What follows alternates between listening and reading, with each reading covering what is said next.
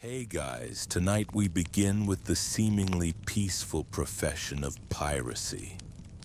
Not the swashbuckling, rum-soaked adventures of Hollywood fantasy, but the actual tedious, dangerous, and surprisingly mundane reality of life aboard a pirate ship. Because when you're not actively plundering and pillaging, which was most of the time, you still had to fill the hours between ports, and trust me, those hours dragged on like a sermon in a language you don't understand. So before you get comfortable, take a moment to like the video and subscribe, but only if you genuinely enjoy what I do here. And let me know in the comments where you're tuning in from and what time it is for you. It's always fascinating to see who's joining us from around the world. Now dim the lights, maybe turn on a fan for that soft background hum. And let's ease into tonight's journey together to the creaking decks and salt-stained sails of the golden age of piracy. Picture this. You're somewhere in the Caribbean, the year is 1715, and you've just signed articles with a pirate crew. The romance wore off about 3 days into your first voyage when you realized that between the occasional raid and the even more occasional shore leave, you've got weeks, sometimes months of absolutely nothing but ocean, wooden planks, and the same 40-odd faces staring back at you. Welcome to the real pirate life, where boredom was as dangerous as any naval battle. The thing about pirate ships is they weren't constantly in action. Contrary to popular belief, most pirates spent the vast majority of their time not pirating. They were sailing, waiting, repairing, and searching for targets that were often nowhere to be found. A successful raid might last a few hours or a day, but the voyages between those raids could stretch for weeks across empty seas. So what did they do with all that time? First, let's address the elephant in the room: work. Even pirates had to maintain their ships. The ocean is relentlessly destructive, and wooden vessels required constant attention. Sails needed mending, ropes needed splicing, decks needed scrubbing, and the hull needed careening to remove barnacles and repair leaks. But this wasn't the romantic, organized labor you might imagine. This was hot, back-breaking work done under a tropical sun with primitive tools and questionable supervision. Pirates might have been outlaws, but they still lived in a hierarchy. The captain and officers didn't scrub decks. That was for the common sailors. Rope work became an art form born of necessity and boredom. Pirates became masters of knot tying, not because they were particularly ambitious, but because rope was everywhere and there was literally nothing else to do. They'd practice splicing, whipping, and fancy knots that served no purpose other than keeping their hands busy and their minds from wandering toward mutiny. Then there was the endless maintenance of weapons. Cutlasses needed sharpening, pistols needed cleaning, and cannons required constant attention. Black powder was precious and had to be kept dry. Metal rusted in the salt air faster than you could polish it. Every piece of equipment demanded care, and with time hanging heavy on their hands, pirates became meticulous about their tools of trade. But work only filled so many hours. The rest of the time, creativity born of desperation took over. Music became the heartbeat of pirate ships. Not the orchestrated sea shanties of later maritime tradition, but rough, improvised songs that served multiple purposes. They helped coordinate work, passed the time, and provided an outlet for frustration, homesickness, and dark humor. Pirates sang while they worked, creating verses about their officers, their destinations, their enemies, and their dreams of wealth. These weren't polished performances, but raw expressions of life at sea. A fiddle, if they had one, might accompany the singing. More often it was just voices, hands clapping on wood, and the rhythm of work itself. The song served as news as well as entertainment. Stories of successful raids, warnings about naval patrols, and rumors about treasure were all woven into verse and passed from ship to ship when pirates encountered each other at sea. Storytelling filled the evening hours when work was done and the watches were set. Pirates came from all walks of life and carried with them tales from ports around the world. They shared stories of previous voyages, encounters with famous captains, narrow escapes from the authorities, and of course, tales of treasure. These weren't just idle entertainment. In a world before newspapers or regular communication, stories were how information traveled. A pirate who had been to Port Royal might describe the defenses. Someone who had raided Spanish galleons could detail their cargo holds and sailing patterns. Knowledge was survival, and stories were how knowledge spread. The tales grew in the telling naturally. A modest raid became an epic battle. A small treasure became a king's ransom. But even the embellished stories contained kernels of useful information wrapped in entertainment. And then there were the tall tales, stories so outrageous they couldn't possibly be true but were told anyway for pure amusement. Ghost ships, sea monsters, cursed treasures, and impossible escapes. These stories served a psychological purpose, transforming the mundane reality of shipboard life into something larger, more meaningful, more magical. Gambling was perhaps the most popular way to pass time, though it was also one of the most dangerous. Pirates gambled on everything: card games, dice, the weather, the number of dolphins they'd see when they'd spot land, even which way the wind would shift. Cards were precious aboard ship. A deck might be shared among the entire crew, and losing or damaging cards was a serious offense. Pirates played cribbage, whist, and various games of chance that required nothing more than cards and imagination.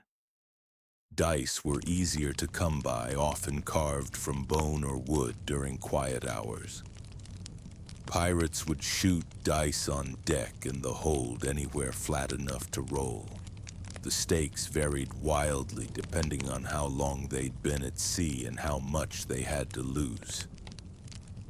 But gambling created problems. Pirates didn't have steady income, and their wealth came in unpredictable bursts. A successful raid might leave everyone flush with coins and goods, leading to high-stakes games and bitter losses. More often, pirates gambled with promises, future shares of treasure, or personal possessions. Gambling debts could fester for months during long voyages, creating tensions that sometimes exploded into violence. Many pirate articles, the codes that governed ship behavior, specifically addressed gambling disputes and set limits on stakes to prevent crews from destroying themselves from within. The irony wasn't lost on anyone that pirates who lived by taking other people's property could be ruined by losing their own possessions to shipmates in games of chance. Physical activities helped burn off energy and maintain fitness, though space was limited aboard ship. Pirates engaged in wrestling matches, often with betting on the side. These contests served multiple purposes: entertainment, exercise, and a way to settle minor disputes without bloodshed. Rope climbing and rigging work became competitive sports. Pirates would race to the top of masts or compete to see who could perform complex knots fastest. These activities maintained the skills they needed for sailing while providing diversion. Swimming was both recreation and necessity. When ships anchored in calm waters, pirates who could swim would dive for pleasure and practice. Many sailors couldn't swim at all, making those who could valuable in emergencies and objects of envy during leisure time. Combat practice was serious business disguised as entertainment.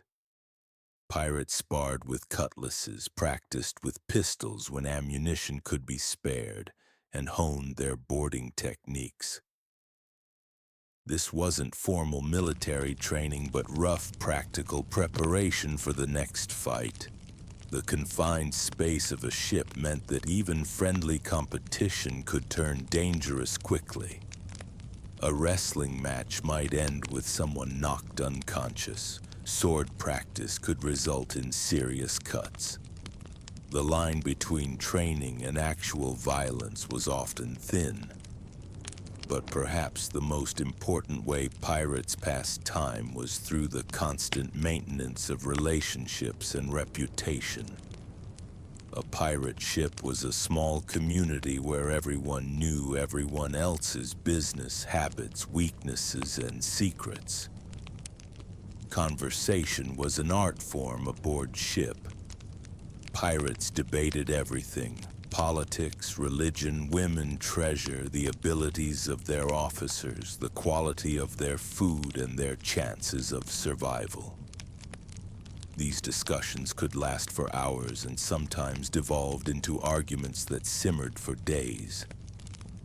Pirates came from different nations, backgrounds, and social classes. Former sailors served alongside escaped slaves, discharged soldiers, and runaway servants.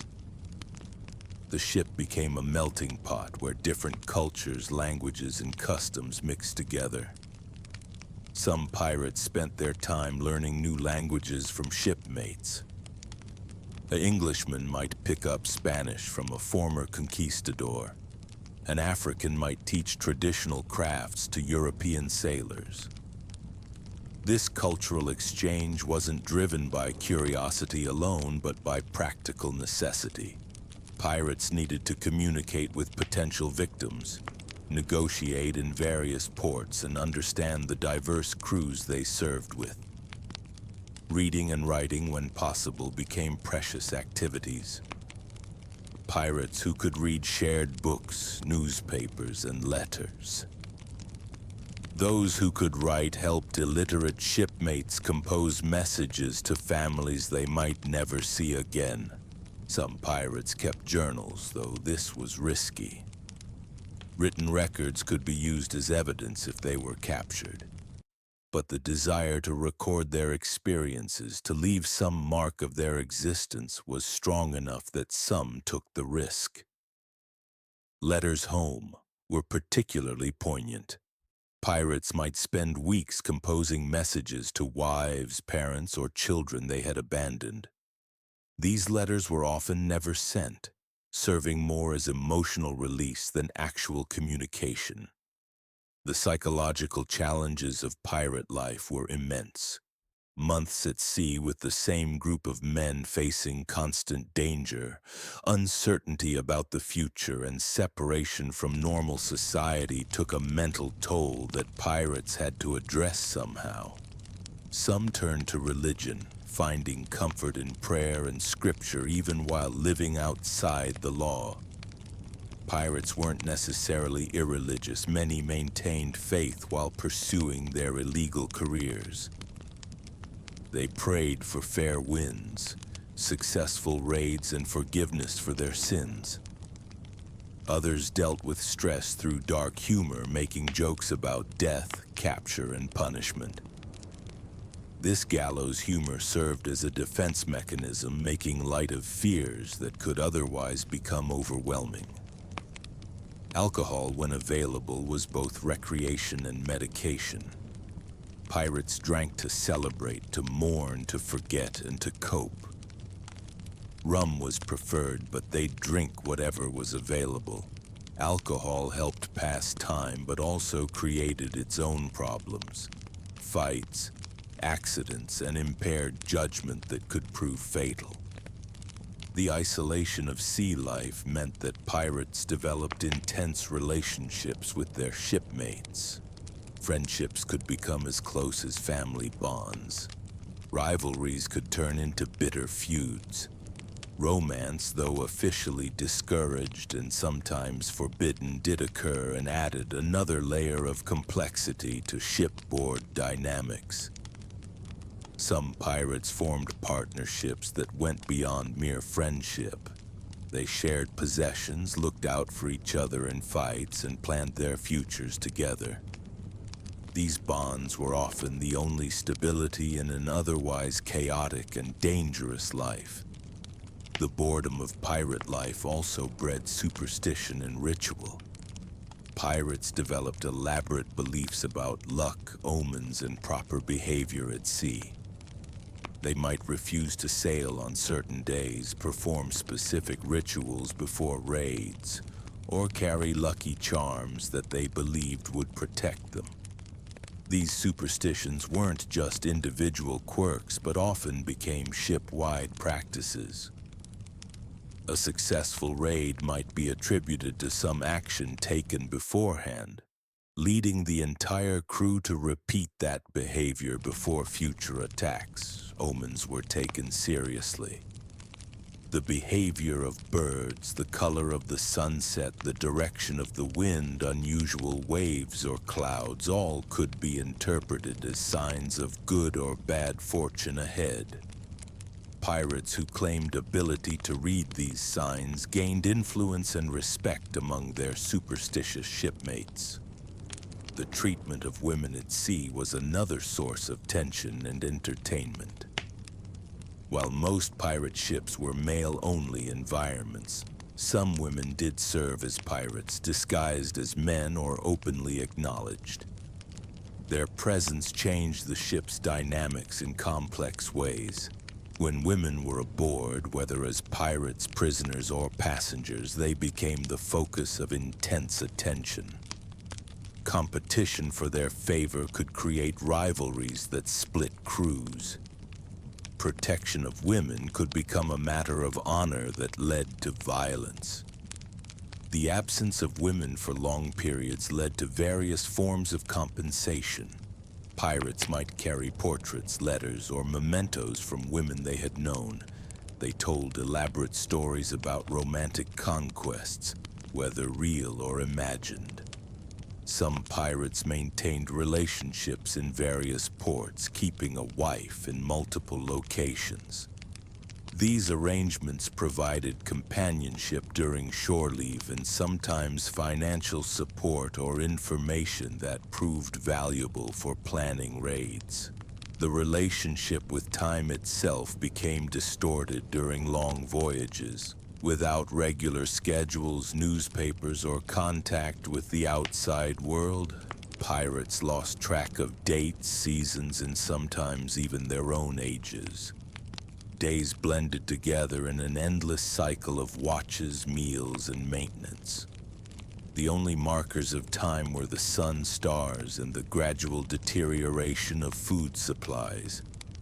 Pirates might argue about what day of the week it was or how long they had been at sea.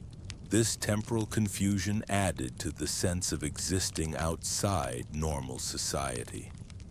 Pirates lived in a world where conventional rules didn't apply, including the conventional measurement of time. The anticipation of shore leave became a major preoccupation during long voyages.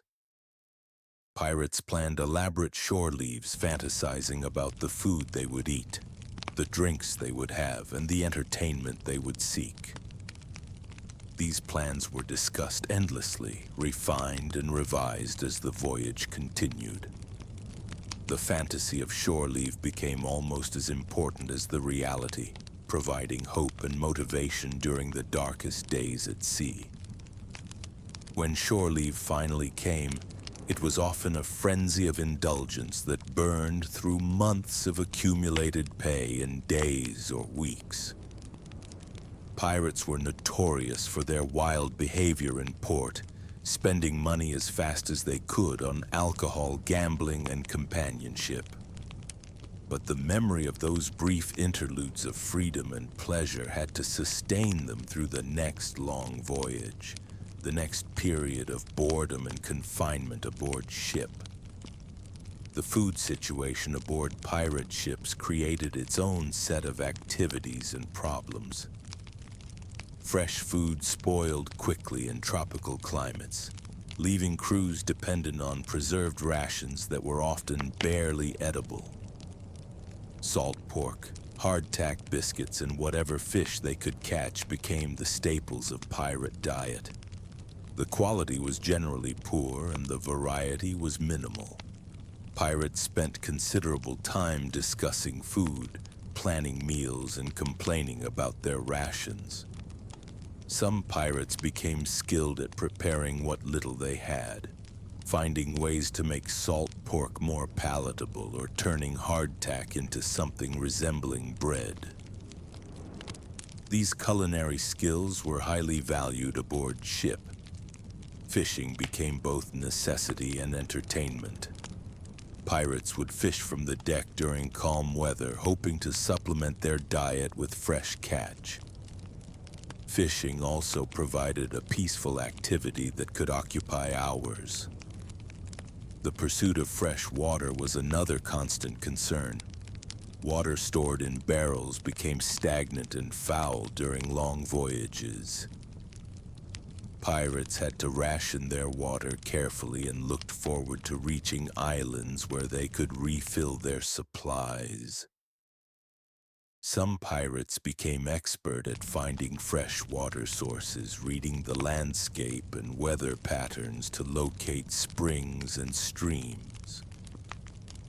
This knowledge made them valuable to their crews and gave them status aboard ship. The psychological impact of poor nutrition shouldn't be underestimated. Malnutrition affected mood, energy levels, and decision-making ability. Pirates dealing with scurvy caused by lack of vitamin C became irritable and depressed, adding to the tensions aboard ship. Medicine aboard pirate ships was primitive and often dangerous. Pirates had to deal with injuries, illnesses, and infections using whatever remedies they could devise or remember. Some pirates had medical knowledge gained from previous experience as sailors, soldiers, or even physicians who had turned to piracy. These individuals became valuable members of the crew, treating everything from sword wounds to tropical diseases. Herbal remedies were common, using plants gathered during shore leave or raids. Pirates learned to identify medicinal plants and prepared tinctures, poultices, and teas to treat various ailments. The treatment of wounds was particularly important given the violent nature of pirate life. Pirates became skilled at cleaning and dressing cuts, treating burns from cannon fire and setting broken bones. Amputation was sometimes necessary when wounds became infected or bones were too badly damaged to heal properly. This surgery was performed without anesthesia, using whatever sharp tools were available. The recovery period for injured pirates became a time of special attention from their shipmates. The injured man's inability to work meant others had to take up the slack. But it also provided an opportunity for storytelling, card games, and conversation. Dental care was virtually non-existent, leading to widespread tooth loss and oral pain.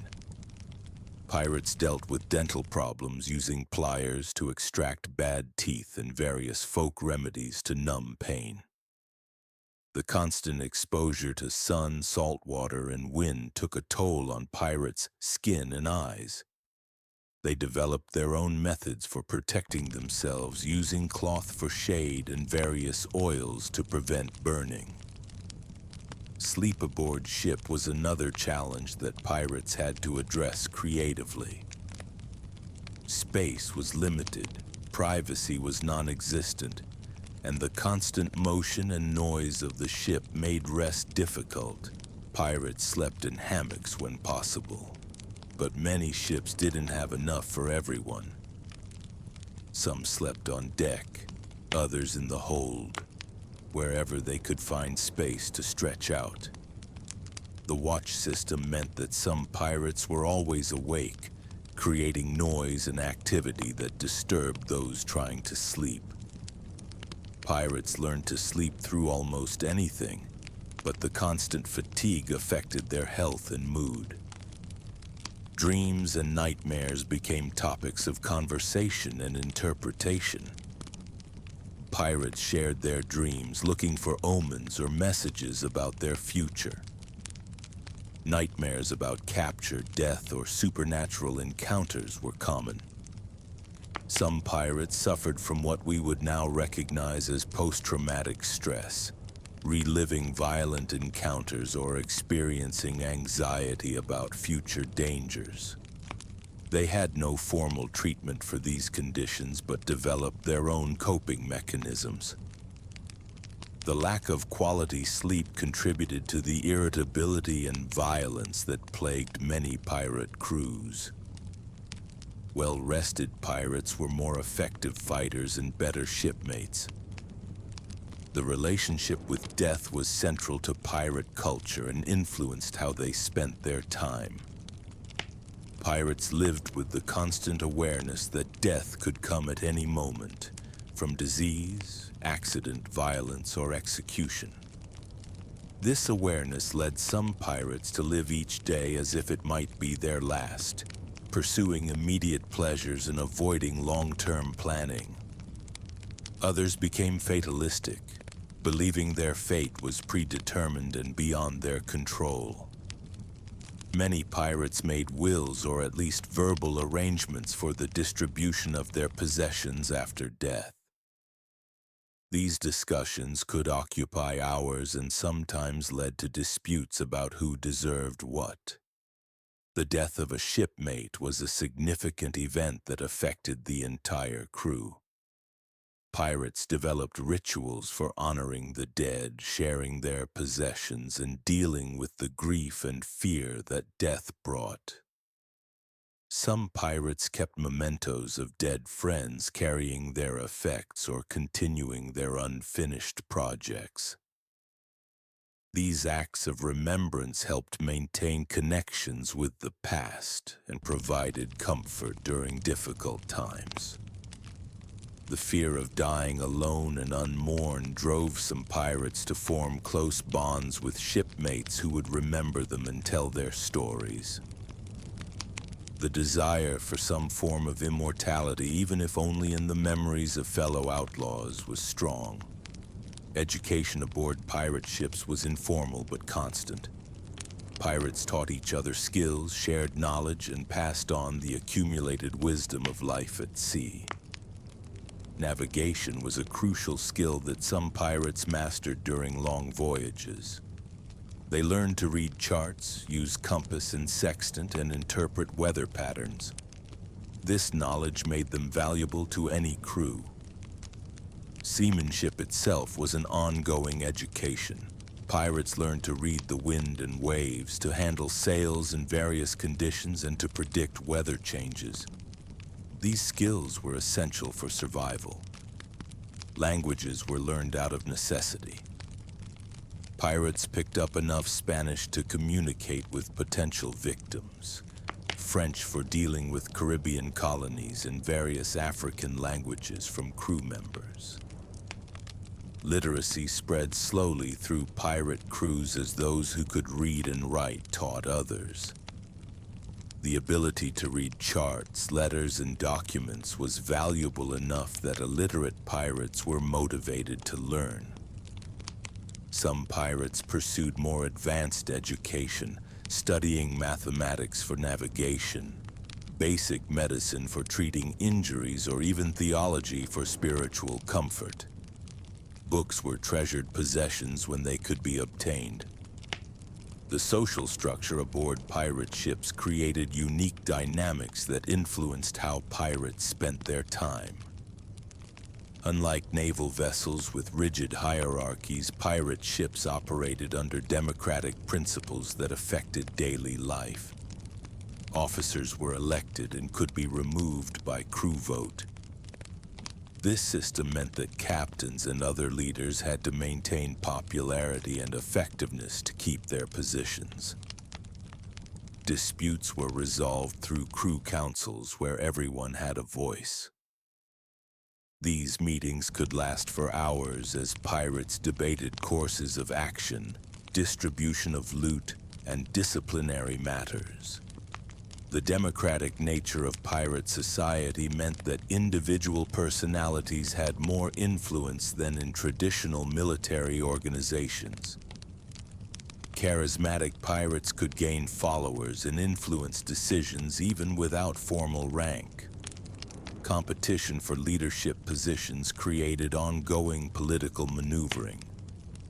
Pirates formed alliances, made promises, and engaged in the kind of political behavior that would be familiar in any democratic society. The articles that governed each ship were debated, amended, and enforced collectively.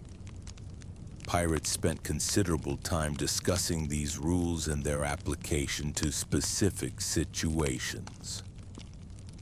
Weather played a huge role in determining how pirates spent their time. Calm seas provided opportunities for maintenance, recreation, and socializing. Storms required all hands to work and left little time for leisure. During periods of bad weather, pirates were often confined below deck for days at a time. These periods tested the crew's ability to get along in cramped conditions with nothing to do but wait.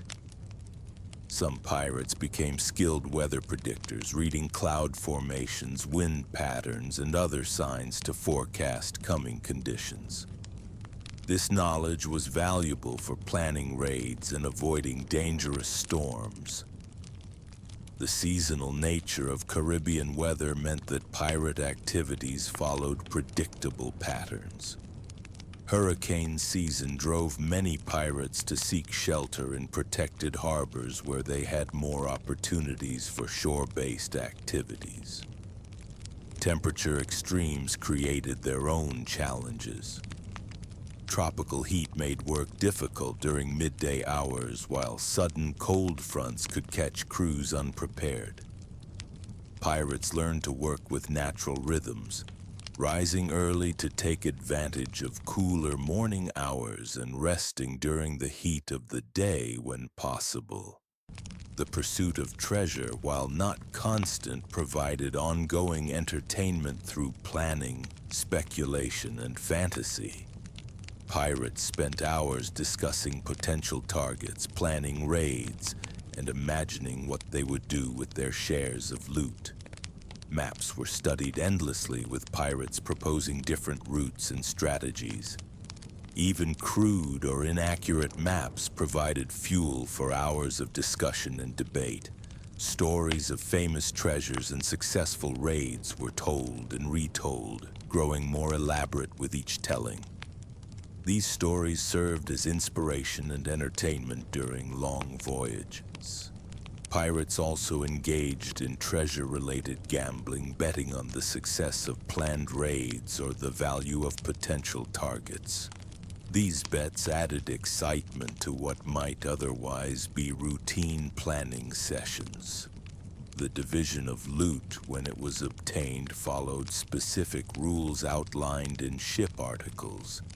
But pirates still spent considerable time discussing and negotiating their shares. Some pirates saved their money carefully, planning for retirement or investment in legitimate businesses.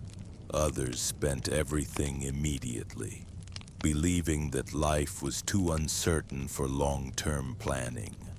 Personal hygiene aboard ship was a constant challenge that pirates addressed with varying degrees of success. fresh water was too precious to waste on washing, and soap was a luxury rarely available. Pirates developed alternative cleaning methods using salt water, sand, and whatever substitutes they could devise. Some became skilled at maintaining cleanliness despite the challenging conditions. Clothing was washed when possible, but more often it was simply aired out and beaten to remove dirt and parasites. Pirates learned to live with levels of uncleanliness that would be unacceptable on land. Hair and beard care became important matters of personal pride. Pirates developed distinctive styles that reflected their personalities and origins. Some grew elaborate beards, while others maintained clean-shaven faces when razors were available. Dental hygiene was primitive, relying on chewing sticks, salt, and various herbal remedies. Tooth loss was common and accepted as part of life at sea. The constant exposure to sun and salt water affected pirates' skin, leading to premature aging and various skin conditions. They learned to protect themselves using clothing, oils, and shade when possible. Personal grooming tools were precious possessions that pirates maintained carefully. A good razor, scissors, or comb was valuable enough to be mentioned in wills and fought over when pirates died. The psychological aspects of maintaining personal appearance shouldn't be underestimated. Pirates who could keep themselves relatively clean and well-groomed maintained higher morale and self-respect. Relationships between pirates were complex and constantly evolving during long voyages. Friendships formed quickly in the intense environment of ship life, but could dissolve just as rapidly under stress. Pirates formed partnerships for mutual protection and support. These relationships often included agreements to share possessions, care for each other when injured, and avenge each other's deaths. Rivalries were equally intense and could simmer for months before exploding into violence. Pirates learned to manage these tensions to prevent them from destroying crew cohesion. The absence of women meant that some pirates formed romantic relationships with each other. These relationships were generally tolerated as long as they didn't interfere with ship operations. Pirates from similar backgrounds often formed groups within the larger crew. Former Navy sailors might stick together, as might pirates from the same nation or region. The integration of escaped slaves and free blacks into pirate crews created unique dynamics. These men often found more equality and opportunity among pirates than they could expect in legitimate society. Age differences created mentor-student relationships as older, experienced pirates taught younger ones the skills needed for survival at sea. The democratic nature of pirate society meant that personal relationships could have political implications. Friendships and rivalries affected voting patterns and decision-making processes. Trade and commerce were constant concerns that occupied much of pirates' thinking and planning time. Pirates needed to sell stolen goods, purchase supplies, and arrange for repairs and provisions. Pirates developed extensive knowledge of Caribbean markets, learning which ports offered the best prices for various goods and which merchants were willing to deal with them. The conversion of stolen goods into usable currency was a complex process that required negotiation skills and market knowledge. Pirates became adept at evaluating the worth of captured items. Some pirates invested their earnings in legitimate businesses, either personally or through agents. These investments provided income during periods when piracy was unprofitable. The purchase of supplies required careful planning and budgeting. Pirates had to balance immediate needs against available funds while planning for future expenses. Relationships with merchants, tavern keepers, and other suppliers had to be maintained carefully. These people provided essential services but could also betray pirates to authorities. The economics of piracy meant that crews had to consider costs as well as potential profits when planning raids. Unsuccessful voyages could leave pirates worse off than when they started. Weather delays, equipment failures, and other setbacks could dramatically affect the economics of pirate operations, making financial planning difficult. The social aspects of pirate life extended beyond the ship to include relationships with other pirate crews, naval forces, and civilian populations. These relationships shaped how pirates spent their time and influenced their long-term survival strategies. When pirate ships encountered each other at sea, the meetings often turned into social events.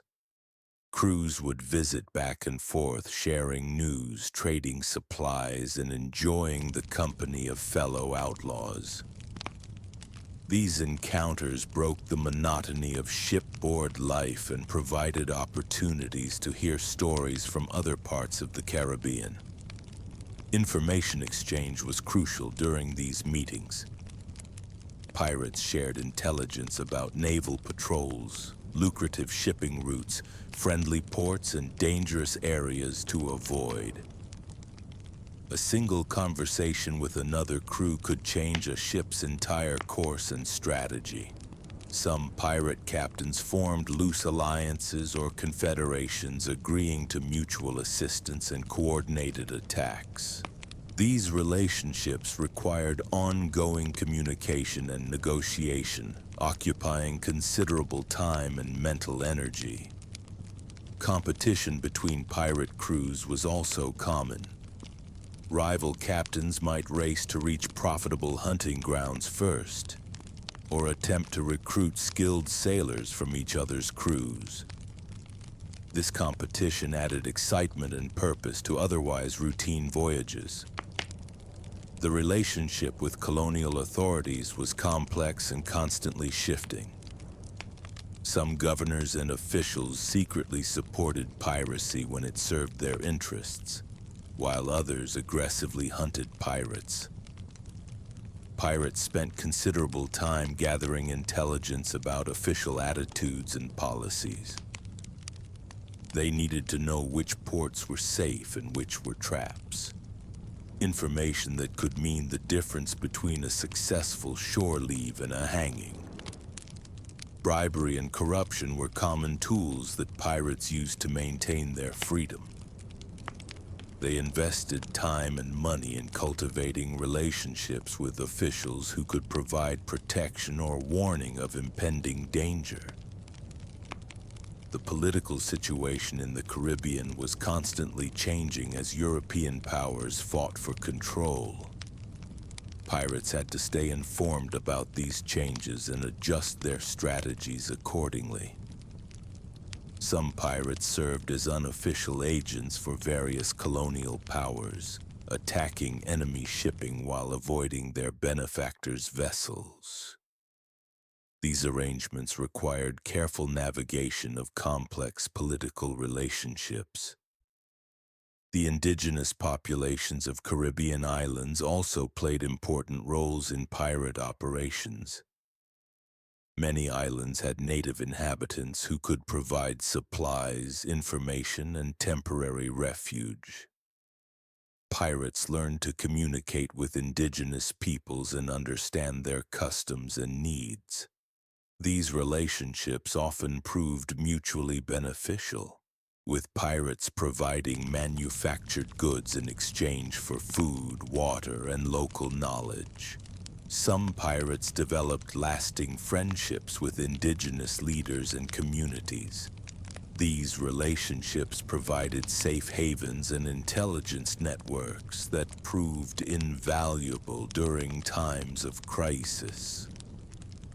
The knowledge of local geography, weather patterns, and hidden anchorages that indigenous peoples possessed was extremely valuable to pirates operating in unfamiliar waters. Religious observance among pirates was more common than popular culture suggests. Many pirates maintained their faith despite their illegal careers, creating interesting contradictions in their daily lives. Sunday services were held on some pirate ships, led by crew members with religious knowledge. These services provided comfort and a sense of continuity with their former lives. Pirates often carried religious items like Bibles, crosses, or saint medallions. These objects provided psychological comfort and a connection to their spiritual beliefs.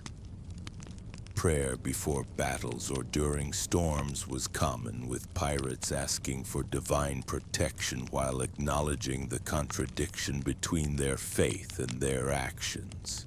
Some pirates attempted to rationalize their careers by viewing themselves as rebels against unjust authority rather than simple criminals.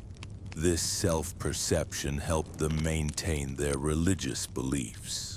Deathbed conversions were frequent among captured or wounded pirates, suggesting that religious faith remained important even when it was suppressed during their active careers. The presence of former clergy among pirate crews was not uncommon. These men brought religious knowledge and often served as informal chaplains to their shipmates. Religious holidays were sometimes observed aboard pirate ships, providing structure to the calendar and opportunities for reflection and celebration.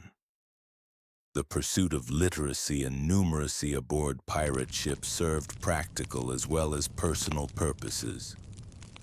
Pirates who could read and write had advantages in navigation, record-keeping, and communication. Arithmetic skills were essential for calculating shares of loot, navigating by dead reckoning, and managing ship finances. Pirates spent time teaching and learning these skills from each other.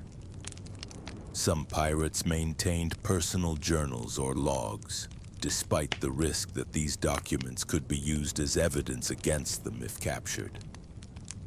The desire to record their experiences was strong enough to overcome this danger. Letter writing provided emotional outlet and connection to family and friends left behind. Pirates often spent considerable time composing letters they might never be able to send. Reading was a precious entertainment when books were available. Pirates shared and reread whatever printed material they could obtain, from Bibles to adventure stories to technical manuals.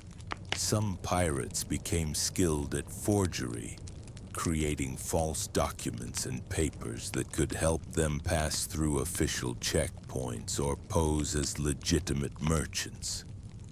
The creation and maintenance of maps and charts required careful attention and skill. Pirates who could produce accurate navigational. The ship groaned like an old man's bones as it rode the endless swells. Another day on the account, another sunrise bleeding pink across waters that stretched beyond memory. For most landlubbers, the idea of pirate life conjured images of treasure maps and swashbuckling adventure. But out here, weeks from any shore worth mentioning, the reality was far more mundane. It was boredom punctuated by terror, tedium broken by violence, and long stretches of absolutely nothing happening at all. The crew of the Revenge had been at sea for 6 weeks now, chasing rumors of a Spanish treasure fleet that may or may not have existed. The initial excitement of the hunt had long since faded into the grinding routine of ship life. Men who had once dreamed of gold doubloons now found themselves dreaming of fresh water, solid ground, and anything that didn't taste like salt pork and Weevilly biscuit. But pirates were nothing if not resourceful. When you're trapped on a wooden island with 50 other desperate souls, you learn to make your own entertainment. You learn to find meaning in the smallest rituals, the briefest diversions, the fleeting moments of something approaching joy. Because the alternative was madness, and madness on a pirate ship was a luxury no one could afford. As the morning watch changed and the sun climbed higher, the day's true work began. Not the romantic work of sword fights and treasure hunting, but the endless grinding work of simply staying alive on the open sea. Every rope needed checking, every sail needed mending, every barrel needed counting. The ship was a living thing that demanded constant attention, and the crew were its blood and sinew, keeping it moving forward through sheer will and accumulated habit. Some men took to their tasks with grim efficiency.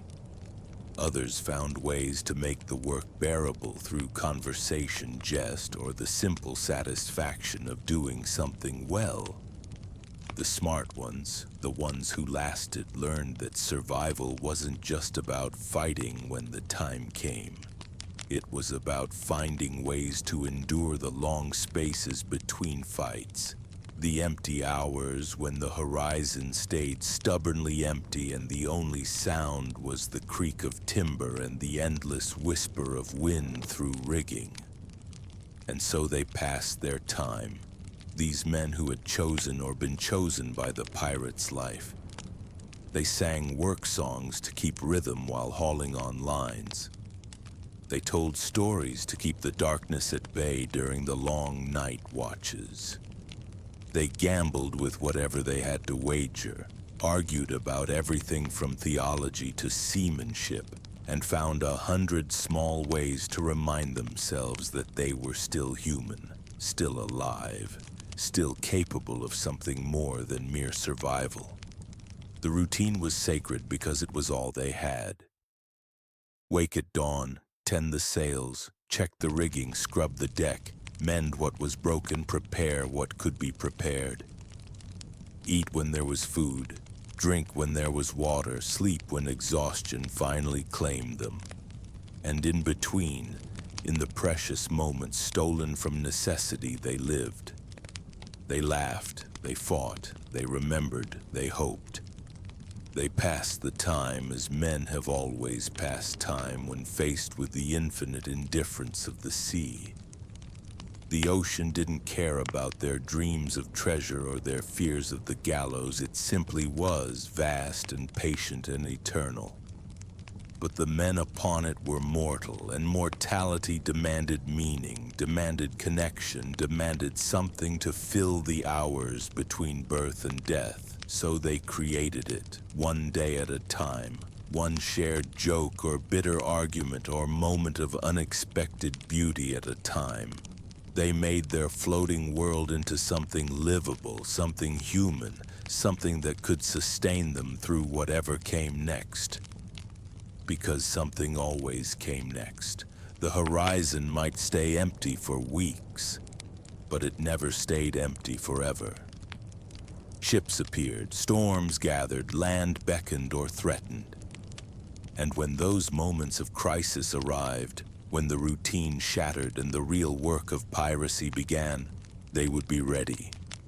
Not because they were heroes or villains, but because they had learned the most important skill of all: how to remain themselves even when the world tried to strip away everything that made them human. The wind picked up slightly and the ship responded with a subtle change in rhythm. Somewhere a man began to whistle and another joined in with a harmony. The sound carried across the deck, mixing with the eternal music of sea and sail and wood. It wasn't much, that simple melody, But out here, surrounded by nothing but water and sky and the endless possibility of what lay beyond the horizon, it was everything. It was proof that they were still here, still breathing, still capable of making something beautiful in the midst of all that emptiness. The day stretched ahead of them, full of small tasks and smaller pleasures, of work to be done and time to be passed. And they would pass it as they always did, together, making the best of what they had, finding ways to endure until the next day brought new challenges or new opportunities. Because that was what pirates did in the end. They endured, they adapted, they survived. And sometimes when the wind was right and the sea was calm and the company was good, they even thrived. As we've explored in the previous parts of our journey through pirate life, the reality of existence aboard these floating communities was far from the romantic adventure tales would have us believe. The monotony of long voyages, the constant maintenance of ship and weapon, the creative ways pirates found to pass endless hours at sea, all of this formed the backdrop against which these maritime outcasts lived their daily lives. But there was another layer to this existence, one that reveals perhaps the most human aspect of pirate society. How they dealt with conflict, power, and the delicate balance of democracy on the high seas.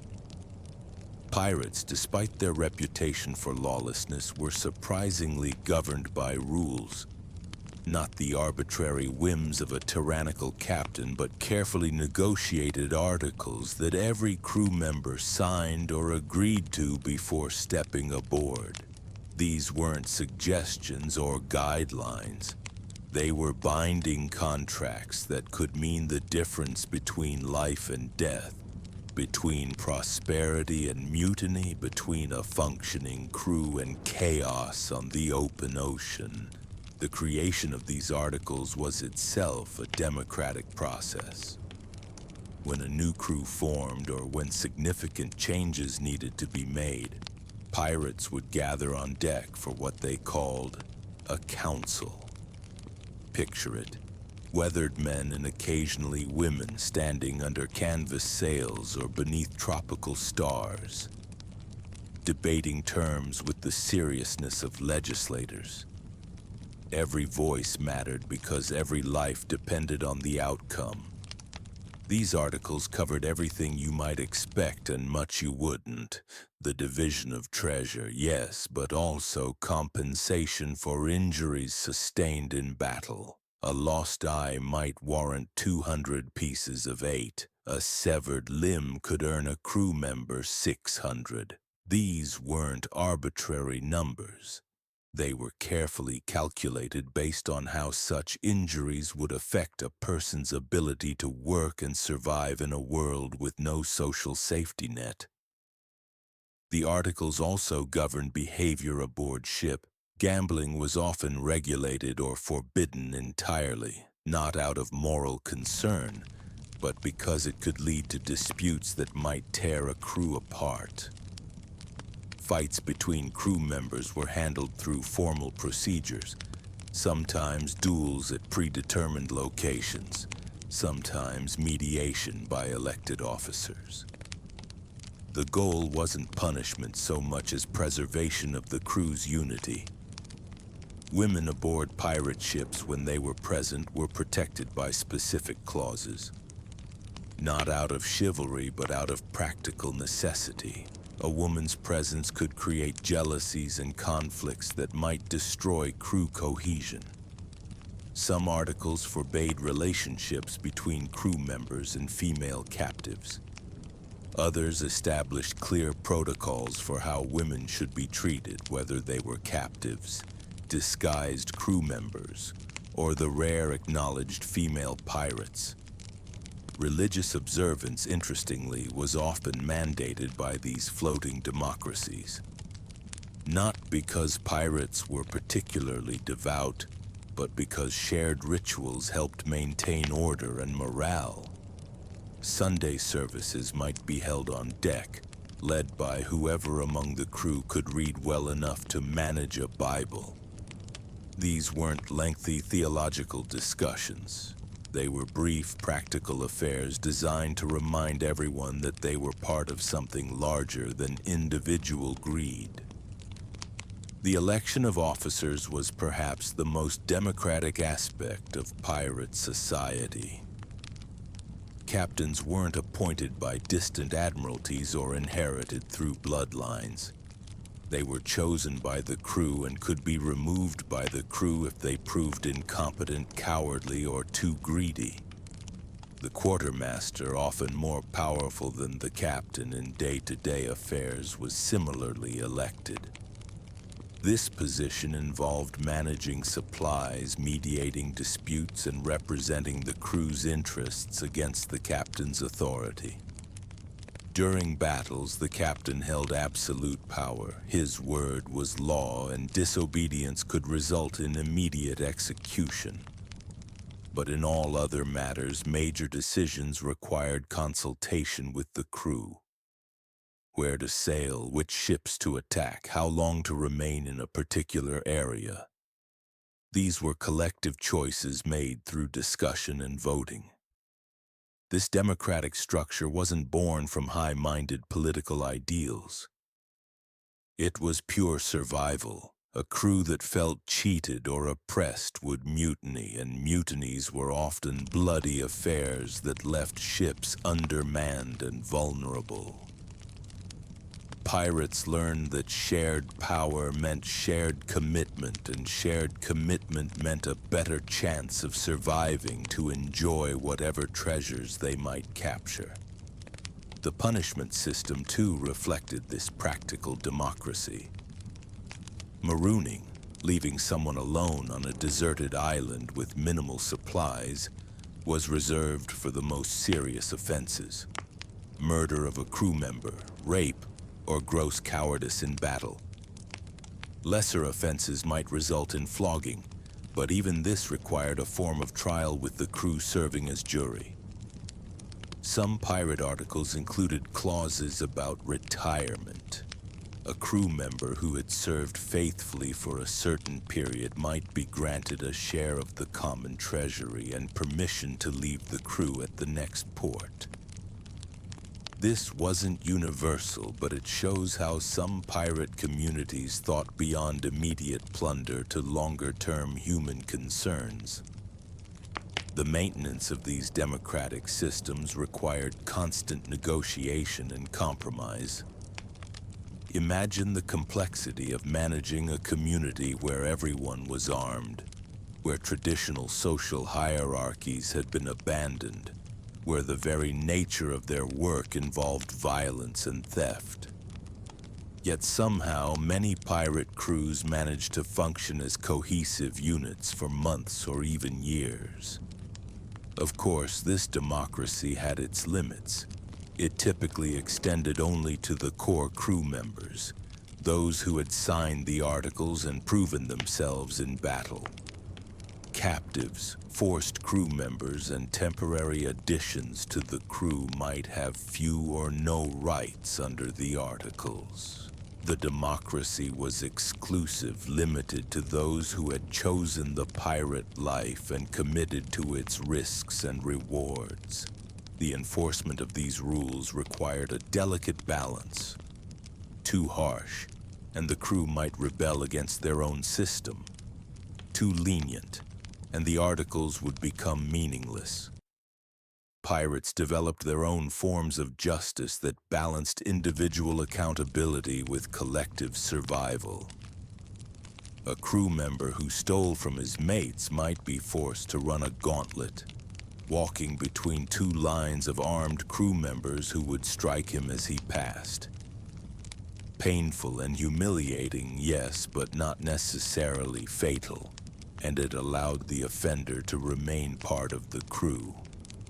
These democratic traditions varied from crew to crew and evolved over time. Some captains, through force of personality or exceptional success, managed to accumulate more power than the articles technically allowed. Others found themselves constantly challenged by strong-willed quartermasters or ambitious crew members. The tension between individual leadership and collective decision-making was never fully resolved. It was simply managed day by day, decision by decision. Women pirates, when they achieved leadership positions, often had to navigate these democratic structures with particular skill. Figures like Anne Bonny and Mary Read couldn't rely on traditional authority structures. They had to prove themselves through competence, courage, and political acumen. Their success in these floating democracies speaks to both their own abilities and the relatively merit-based nature of pirate society. The legacy of pirate democracy is complex. These weren't enlightened societies in any modern sense. They were violent, exclusionary, and built on theft and murder. But they were also remarkably egalitarian within their own boundaries, offering opportunities for advancement and voice that were rare in the rigid hierarchies of 18th century society. A former slave could become a quartermaster. A common sailor could rise to captain. Decisions that affected everyone were made by everyone who had a stake in the outcome. As we continue to explore the daily realities of pirate life, we see how these democratic structures shaped everything from meal distribution to battle tactics, from the treatment of captives to the planning of future raids.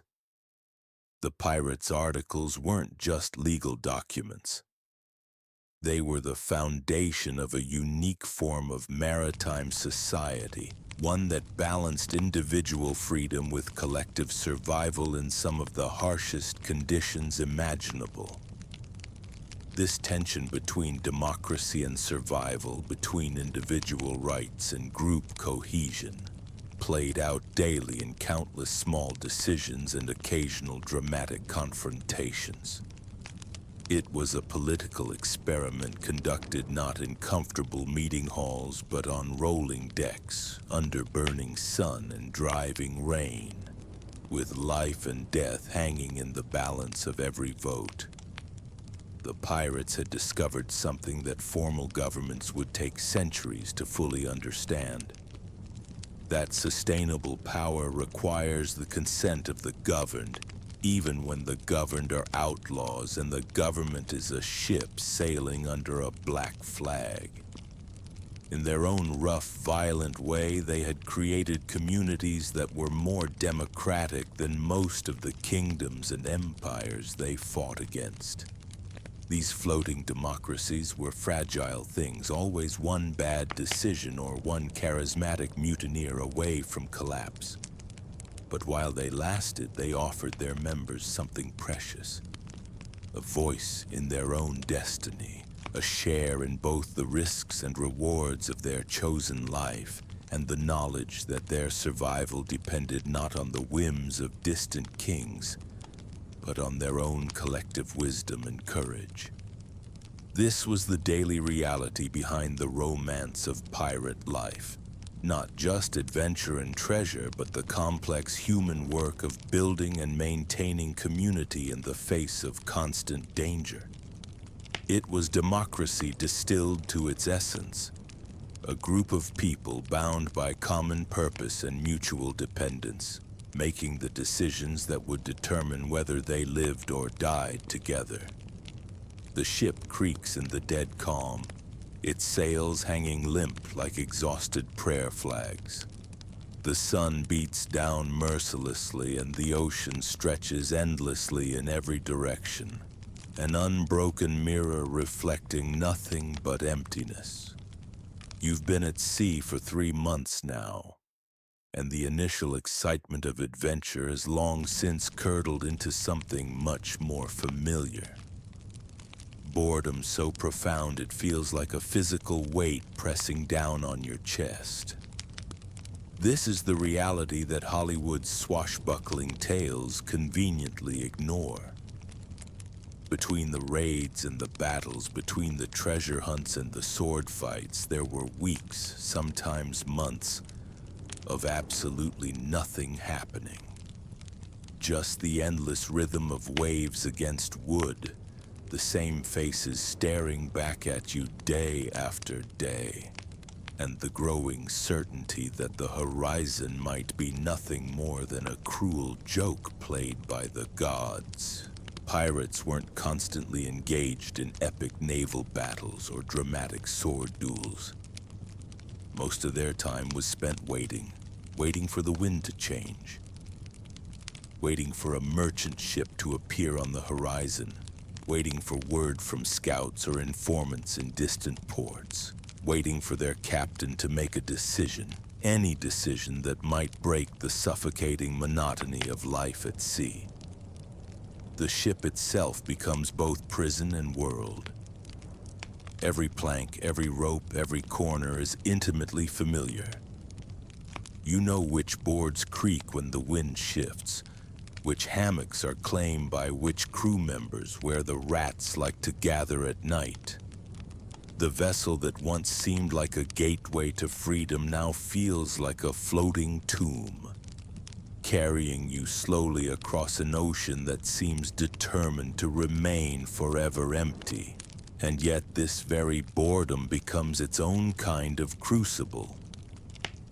In the spaces between action, pirates developed elaborate social rituals, created their own entertainment, and forged bonds that would determine whether they lived or died when the next crisis came.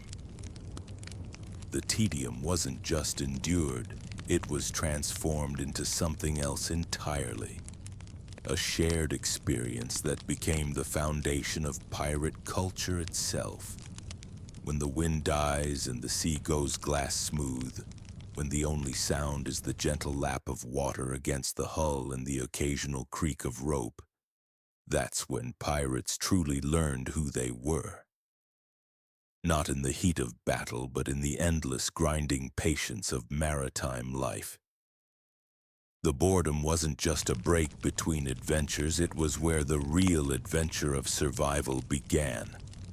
In the suffocating stillness of a becalmed ship, with nothing but ocean stretching to every horizon, pirates discovered that music wasn't just entertainment, it was salvation. The human voice became the most precious instrument aboard, capable of transforming endless tedium into something bearable, even joyful. Sea shanties weren't just songs. They were collective breathing exercises, shared heartbeats that synchronized the crew into a single organism. But when there was no work to coordinate, when the sails hung slack and the rigging needed no adjustment, the music served a different purpose entirely. It filled the terrible silence that could drive men mad. Someone would start humming, barely audible over the whisper of water against wood.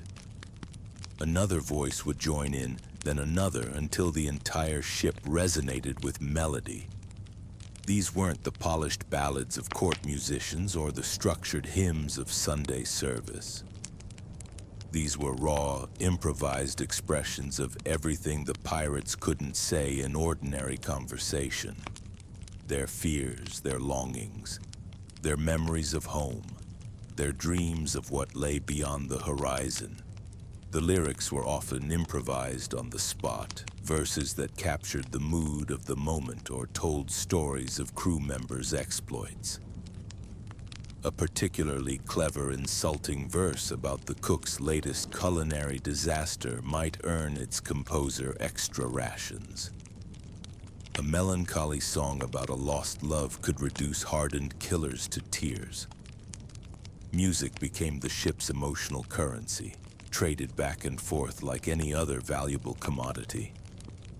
Instruments were precious beyond measure, a fiddle or concertina that somehow survived the salt air and rough handling was treated like a religious relic. The crew member who could coax melody from a wooden flute or rhythm from makeshift drums held a position of honor that transcended rank. Even the simplest percussion, spoons, bottles, the ship's bell, became part of an impromptu orchestra that could transform the deck into a concert hall. But perhaps most importantly, music created something that pirates desperately needed: a sense of shared identity that went beyond mere professional association. When voices joined together in harmony, the artificial hierarchies of ship life temporarily dissolved.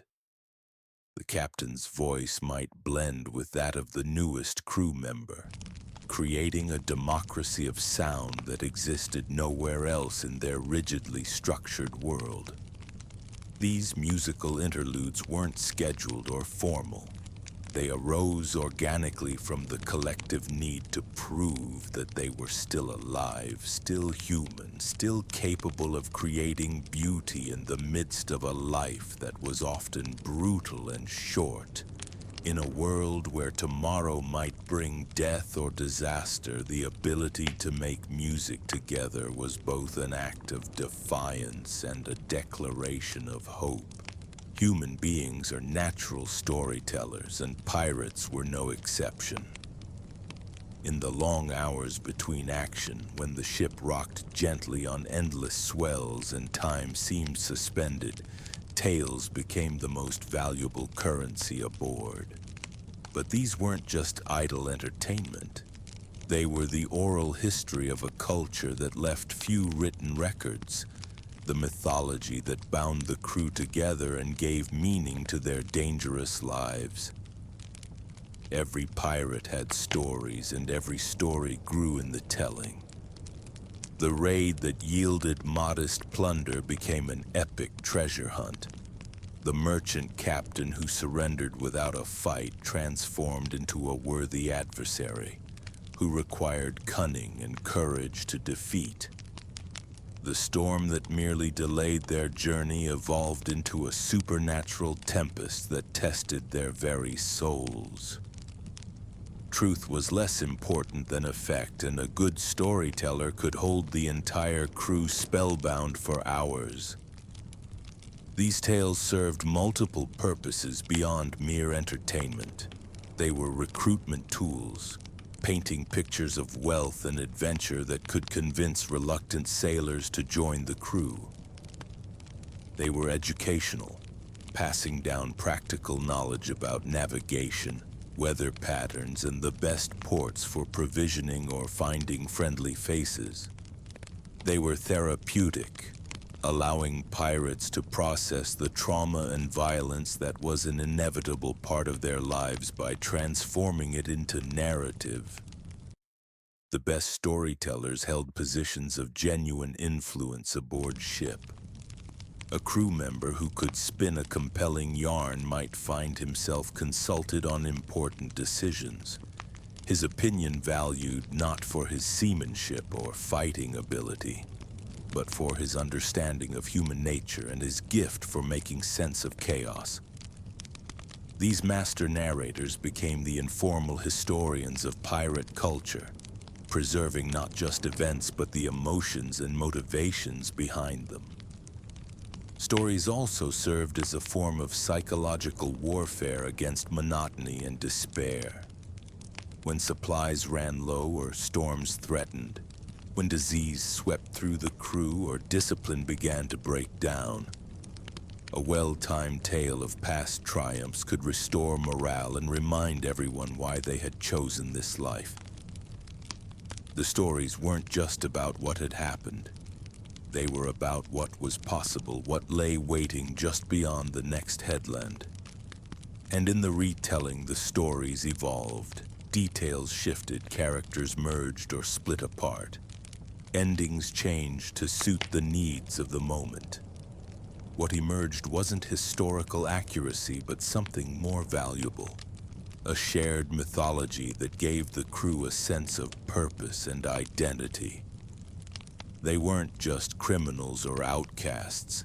They were the protagonists of epic tales, heroes of their own making, bound together by stories that made their harsh reality not just bearable but meaningful.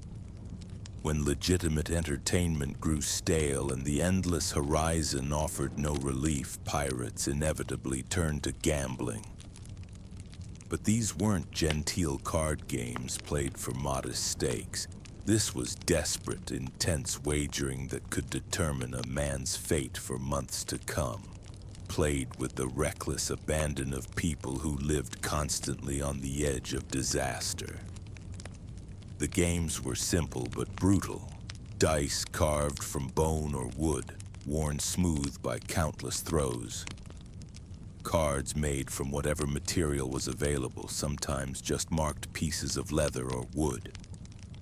The stakes began small, a share of the next meal, a turn at watch duty, a few coins from previous raids. But as boredom and frustration mounted, the betting escalated rapidly. A pirate might wager his share of the next prize, betting his future prosperity on the turn of a card. Personal possessions, weapons, clothes, even shoes changed hands with alarming frequency. Some men gambled away their hammocks, condemned to sleep on the deck until they could win them back or earn new ones. Others lost their rations, forced to beg meals from shipmates who might or might not take pity on them. The psychological pressure was immense. These games weren't just about winning or losing money, they were about status, respect, and survival. A man who consistently lost at dice might find his position in the crew's hierarchy slipping. Conversely, a lucky streak could elevate a common sailor to a position of influence and respect that his skills alone might never have earned him. But gambling also served as a pressure valve for tensions that could otherwise explode into violence. Arguments over card games, while heated, were generally contained and resolved according to agreed-upon rules. The alternative, letting frustration simmer without outlet, could lead to mutiny, murder, or the complete breakdown of ship discipline. The games created their own drama in an environment starved for excitement. A high-stakes dice throw could draw the entire crew as spectators, cheering and cursing as fortunes shifted with each roll. These moments of collective tension and release helped maintain the social bonds that kept the crew functioning as a unit, even when individual relationships were strained by the close quarters and constant stress. Cheating was both common and extremely dangerous. Getting caught meant severe punishment, possibly death, but the temptation was often irresistible. Marked cards, loaded dice, and elaborate schemes to signal hands created an atmosphere of constant suspicion and paranoia that somehow only added to the excitement. Trust, once broken over a card game, might never be restored, but the thrill of the wager often outweighed such long-term considerations. For men whose lives were already an enormous gamble, betting their few possessions on games of chance felt like a natural extension of their daily existence. They had already wagered everything on their choice to become pirates. What was one more throw of the dice?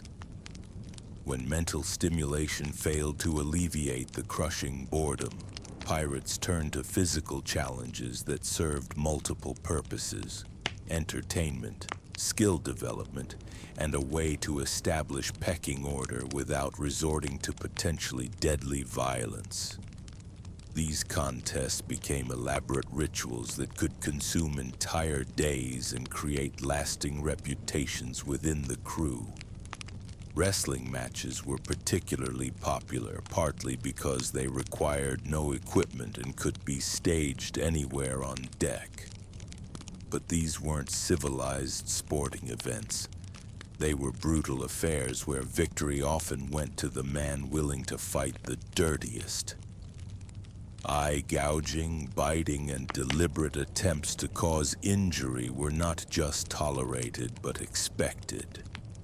The winner gained respect and often tangible rewards, extra rations, first choice of plunder, or relief from unpleasant duties. Knife-throwing competitions tested skills that could mean the difference between life and death in combat. Pirates would set up increasingly difficult targets. A knot in the wood, a coin balanced on a rope, even, after sufficient drinking, an apple placed on a brave or foolish volunteer's head. These contests weren't just about accuracy, but about nerves, with competitors forced to perform under the intense scrutiny of men who might soon depend on their skills in battle. Arm wrestling tournaments could last for hours as challenges moved through the crew hierarchy. The winner often earned a temporary position of authority, their physical dominance translating into social power. But these contests also revealed weaknesses that enemies might exploit, creating a delicate balance between the desire to prove oneself and the need to avoid showing vulnerability. Swimming races, when weather permitted, provided blessed relief from the confines of the ship. Pirates would compete to reach distant objects or simply to stay afloat the longest. Their lives literally in each other's hands, since few could afford to lose strong swimmers to showing off. These aquatic contests often devolved into elaborate pranks and practical jokes, with competitors trying to sabotage each other in increasingly creative ways. Climbing competitions turned the ship itself into a gymnasium. Pirates would race up the rigging, compete to reach the crow's nest fastest, or attempt increasingly dangerous acrobatic feats among the sails and ropes. These contests served the practical purpose of maintaining the physical fitness and familiarity with the ship that could prove crucial in storms or battles. But perhaps the most revealing contests were those of endurance. Who could go longest without water? Who could withstand pain without crying out? Who could stay awake through multiple watches? These tests revealed not just physical strength, but mental toughness, the psychological resilience that separated successful pirates from those who wouldn't survive their first year at sea. The winners of these contests gained more than bragging rights. They earned respect, influence, and often material rewards. But more importantly, they established their place in the complex social hierarchy that determined everything from sleeping arrangements to shares of plunder. In a world where reputation could be the difference between life and death, these physical contests were serious business disguised as games. Pirates were intensely superstitious, and in the long, empty hours between action, rituals and traditions took on enormous importance. These weren't just quaint customs. They were psychological anchors that provided structure and meaning in lives that were otherwise chaotic and unpredictable. The crossing of the equator, for instance, wasn't just a geographical milestone, but a rite of passage that could last for days. New crew members who had never crossed the line were subjected to elaborate initiation ceremonies that were part hazing, part theater, and part spiritual transformation. They might be forced to kiss a greased rope, submit to mock trials presided over by King Neptune, usually an older crew member in ridiculous costume, or endure various humiliating but ultimately harmless punishments.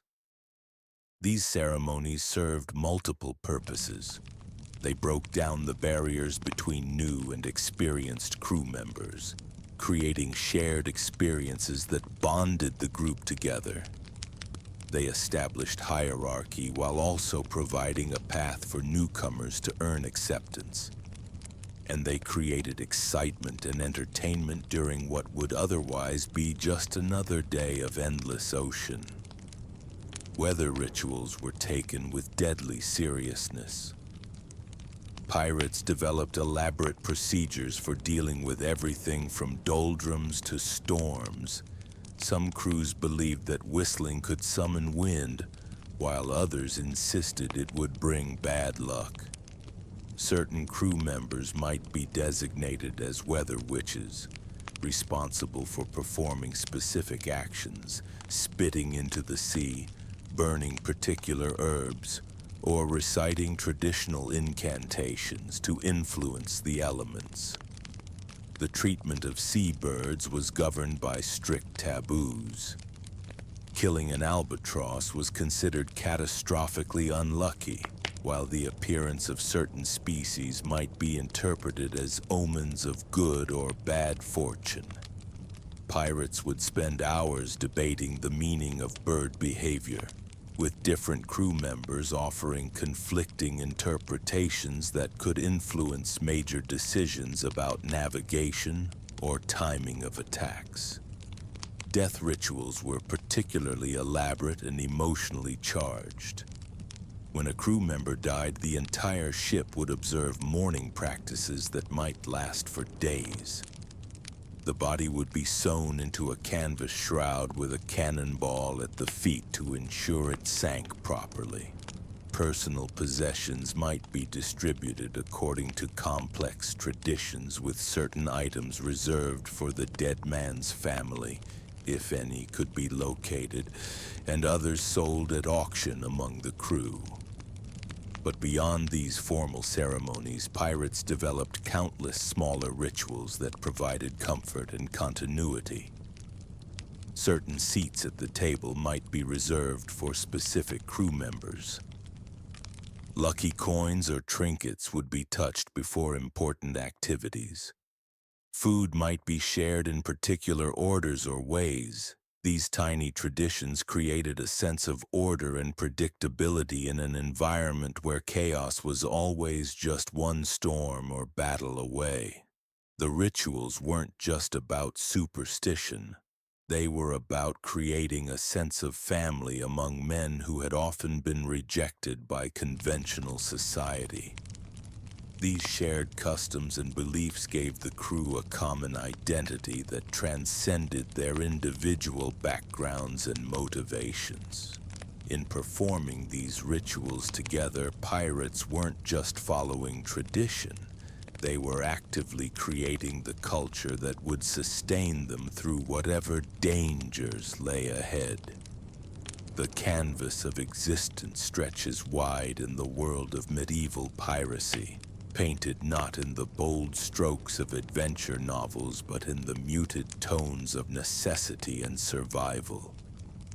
Between the thunderous raids and the counting of stolen gold lay vast expanses of empty ocean, where time moved like thick honey and boredom pressed down like the weight of the sea itself.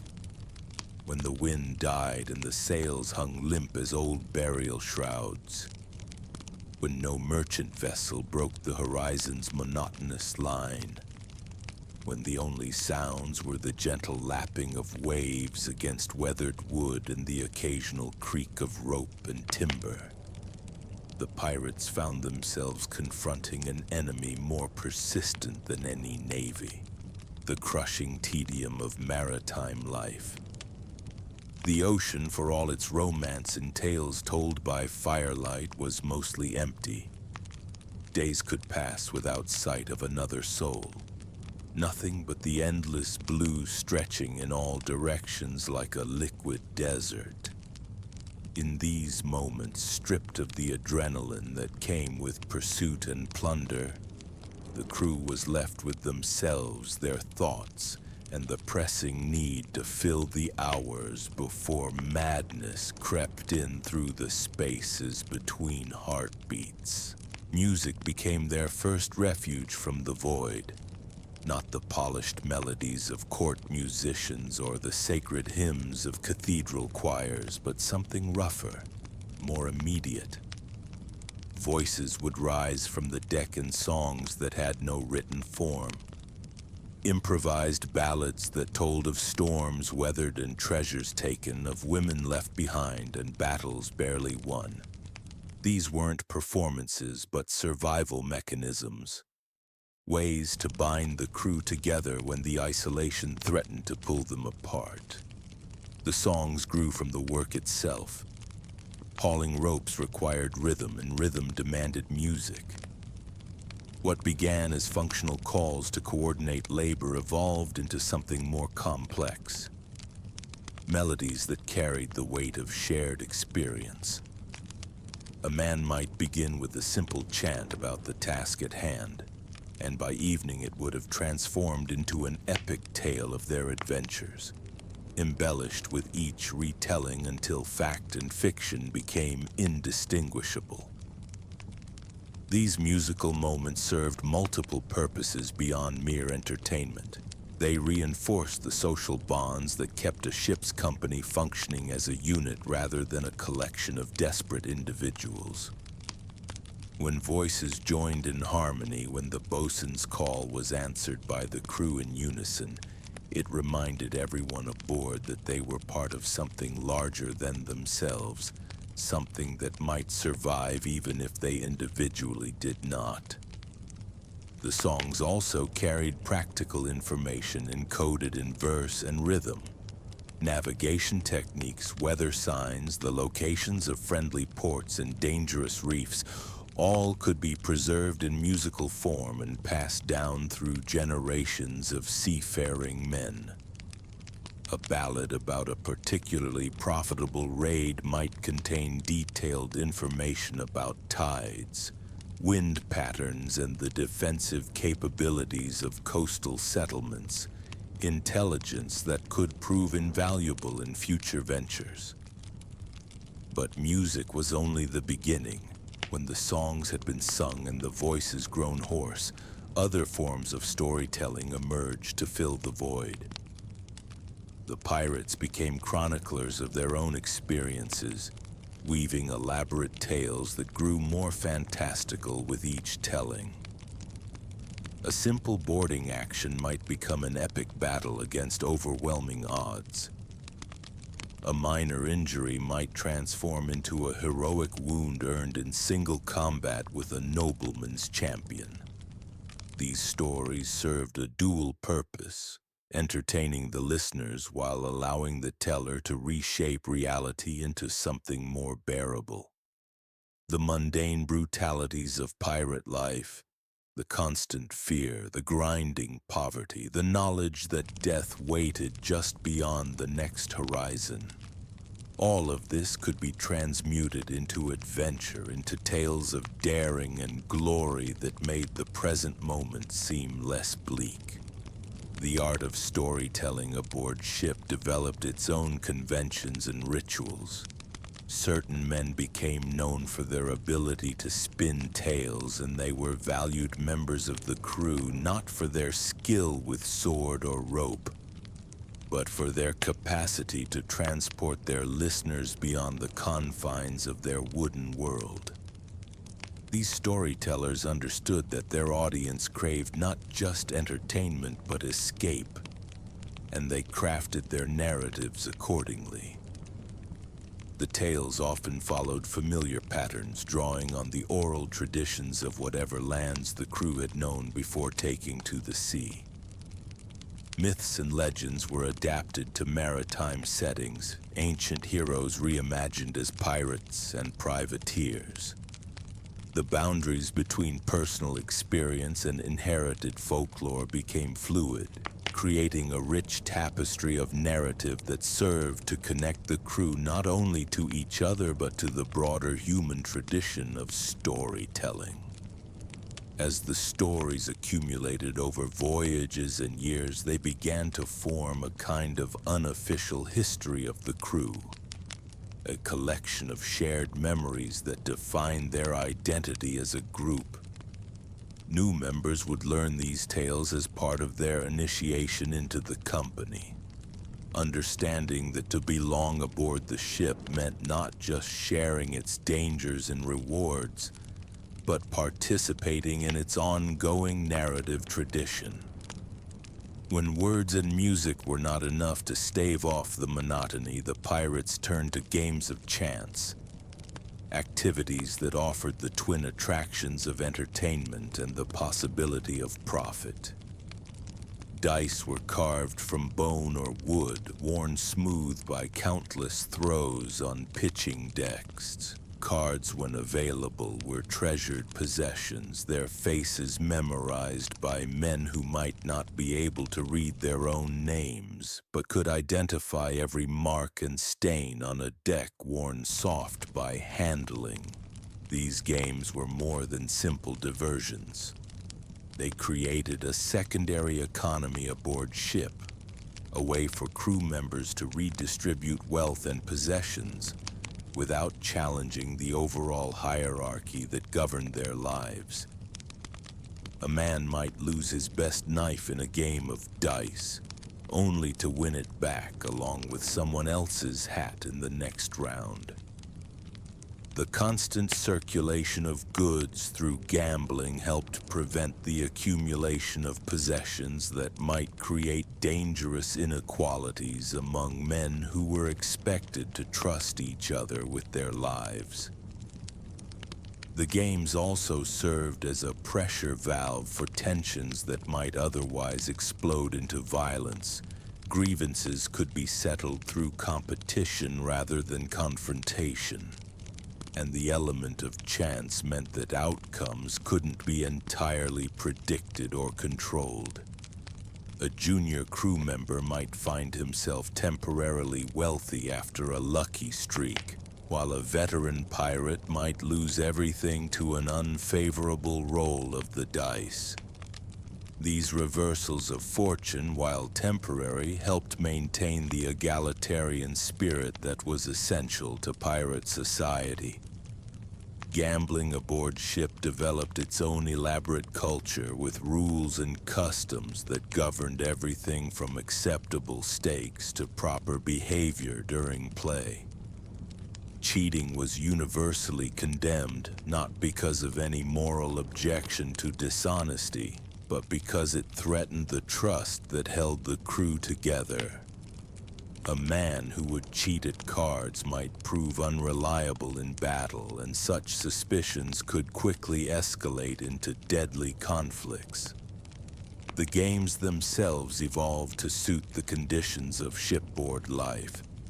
Traditional gambling activities were modified to account for the constant motion of the vessel, the limited space available for play, and the need to use whatever materials were at hand.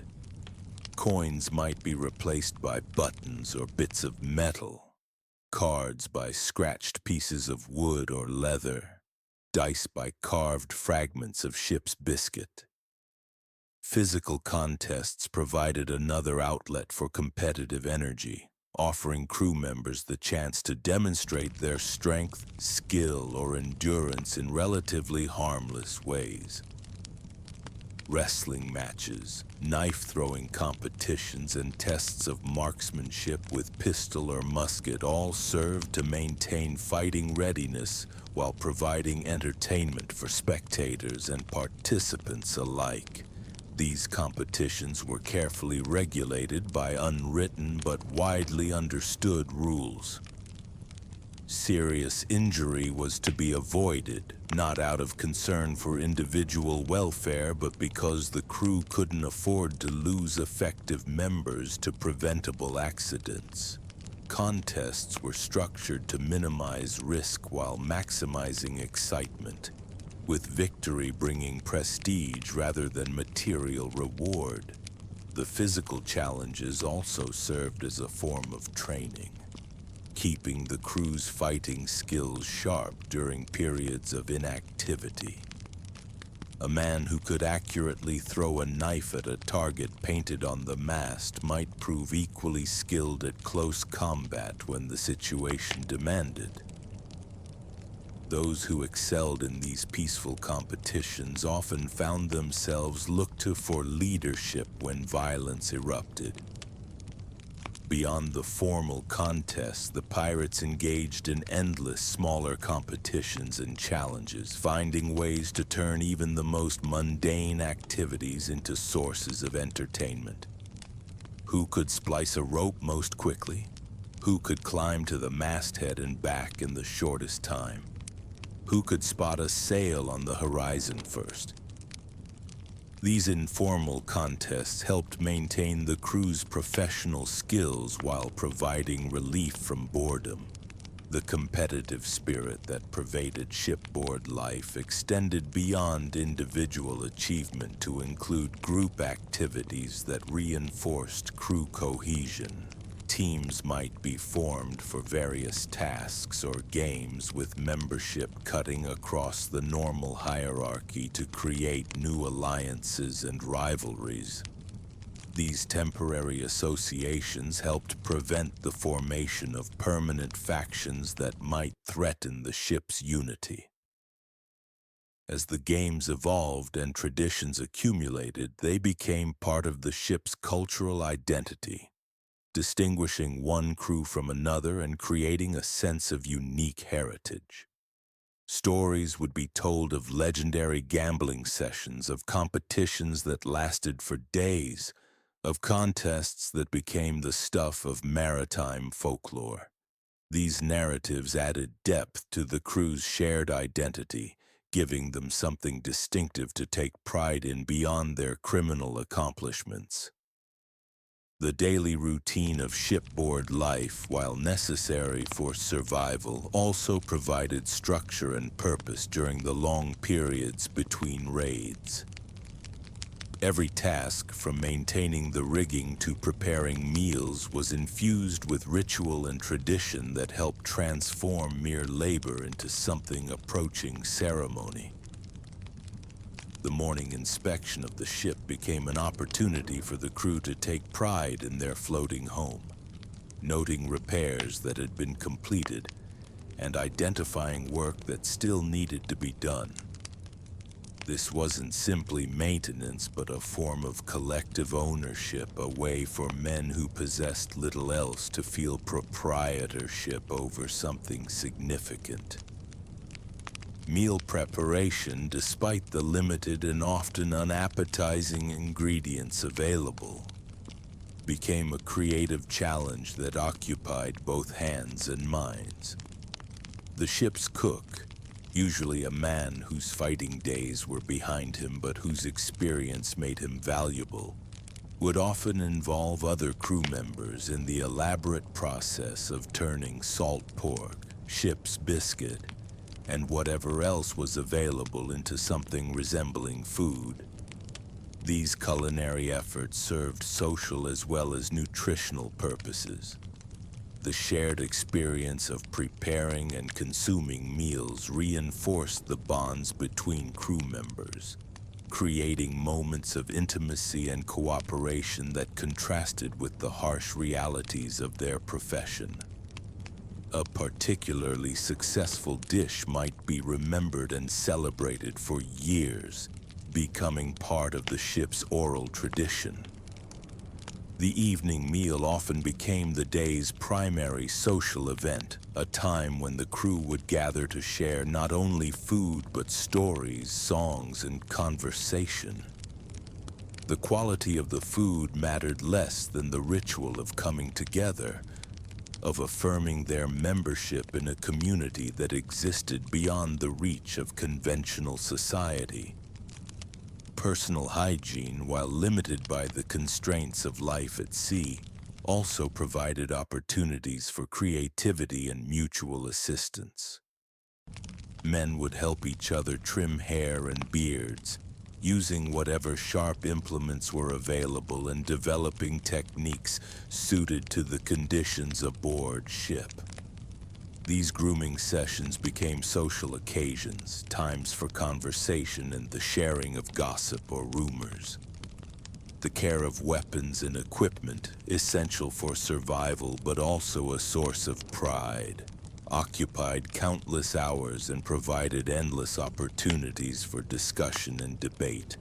Each man's cutlass, pistol, or musket was not merely a tool but an extension of his identity, carefully maintained and often decorated with personal touches that reflected his history and preferences. The process of cleaning and maintaining these weapons became almost meditative, a repetitive activity that occupied the hands while leaving the mind free to wander.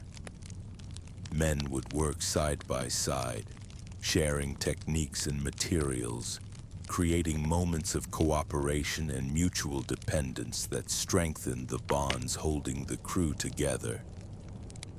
Navigation, while primarily the responsibility of the ship's officers, involved the entire crew in various ways. Men would take turns at the wheel, learning the feel of the ship and developing an understanding of wind and current. Others would assist with the complex calculations required to determine position and course, gaining knowledge that might prove valuable in future voyages.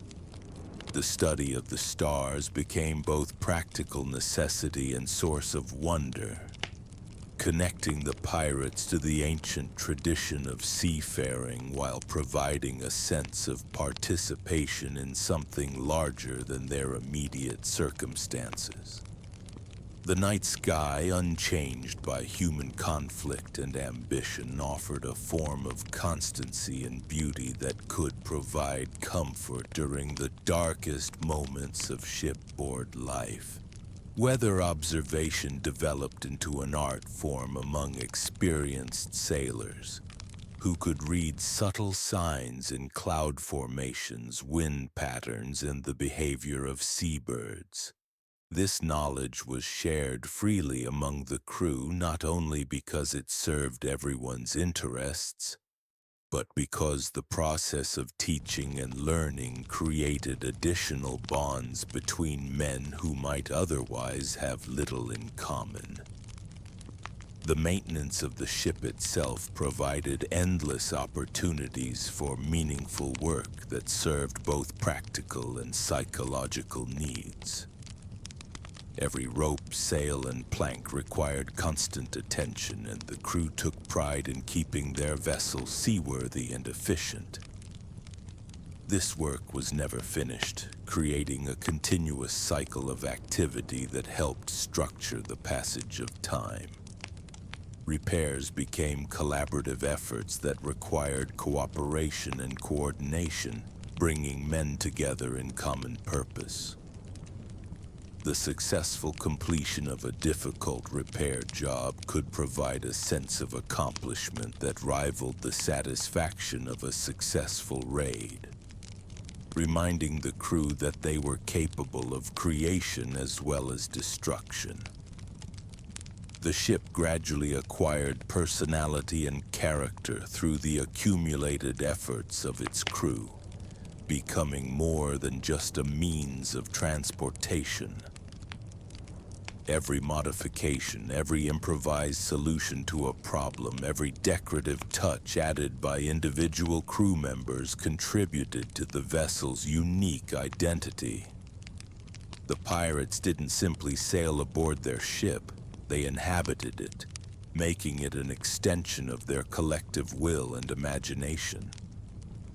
As the vessel aged and accumulated history, it became a repository of shared memories and experiences. Scars from battle, repairs from storms, modifications made during periods of leisure, all told the story of the crew's adventures and survival. The ship itself became a form of autobiography, written in wood and iron rather than ink and paper. This relationship between crew and vessel created a sense of continuity that transcended individual voyages or changes in personnel. New crew members would learn not only the ship's practical characteristics but its history and traditions, understanding that they were joining something with depth and significance beyond the immediate prospect of profit. The shared knowledge of the ship's quirks and capabilities created a form of technical intimacy among the crew, a common understanding that distinguished them from outsiders and reinforced their identity as a unified group. To know how the vessel behaved in different weather conditions, to understand the meaning of each sound and vibration, to anticipate its needs and responses. This collective expertise bound the crew together in ways that went far beyond simple professional cooperation. Personal relationships aboard ship developed their own complex dynamics, shaped by the peculiar circumstances of maritime life. Men who might never have associated with each other on land found themselves thrown together in intimate proximity for months at a time, creating bonds that were both deeper and more fragile than those formed under normal circumstances. Friendships aboard ship were often based on practical considerations as much as personal affinity. A man needed allies he could count on in battle, partners who would share the burdens of shipboard life, companions who could provide support during the inevitable periods of illness or injury. These relationships were tested constantly by the stresses of their shared existence, but those that survived became extraordinarily strong. The absence of women from most pirate crews created a unique social environment where men had to fulfill roles and provide emotional support that might otherwise have been supplied by wives, sisters, or daughters. This led to relationships that were often more open and emotionally expressive than those typical of masculine culture on land, though always within carefully defined boundaries that preserved the aggressive identity necessary for their profession. Conflicts between crew members required careful management to prevent them from escalating into violence that could threaten the ship's safety. Elaborate systems of mediation and conflict resolution evolved, drawing on maritime tradition and the practical need to maintain working relationships among men who couldn't simply walk away from each other. The ship's officers played crucial roles in managing these interpersonal dynamics, not through formal authority alone, but through their understanding of each crew member's personality and their ability to anticipate and prevent problems before they became serious. A good captain or quartermaster could sense brewing tensions and take steps to address them before they exploded into open conflict. The process of integrating new crew members required careful attention to social dynamics as well as practical considerations. Newcomers had to prove not only their competence and courage, but their ability to fit into the existing social structure without disrupting the delicate balance that kept the crew functioning effectively. This integration process often took months and involved a complex series of tests, challenges, and gradual acceptance. Romance, while officially discouraged or forbidden aboard most ships, inevitably developed in various forms. These relationships had to be managed carefully to prevent jealousy and conflict from undermining crew cohesion. The community developed its own informal codes governing such relationships, designed to minimize disruption while acknowledging human nature. The bonds formed between crew members often lasted far beyond individual voyages, creating networks of loyalty and mutual support that spanned the pirate community. Former shipmates would seek each other out in ports, provide assistance during times of trouble, and maintain connections that served both practical and emotional needs. These relationships became part of the social infrastructure that supported the pirate way of life. Leadership aboard ship was more complex and nuanced than the autocratic command structure often portrayed in popular imagination.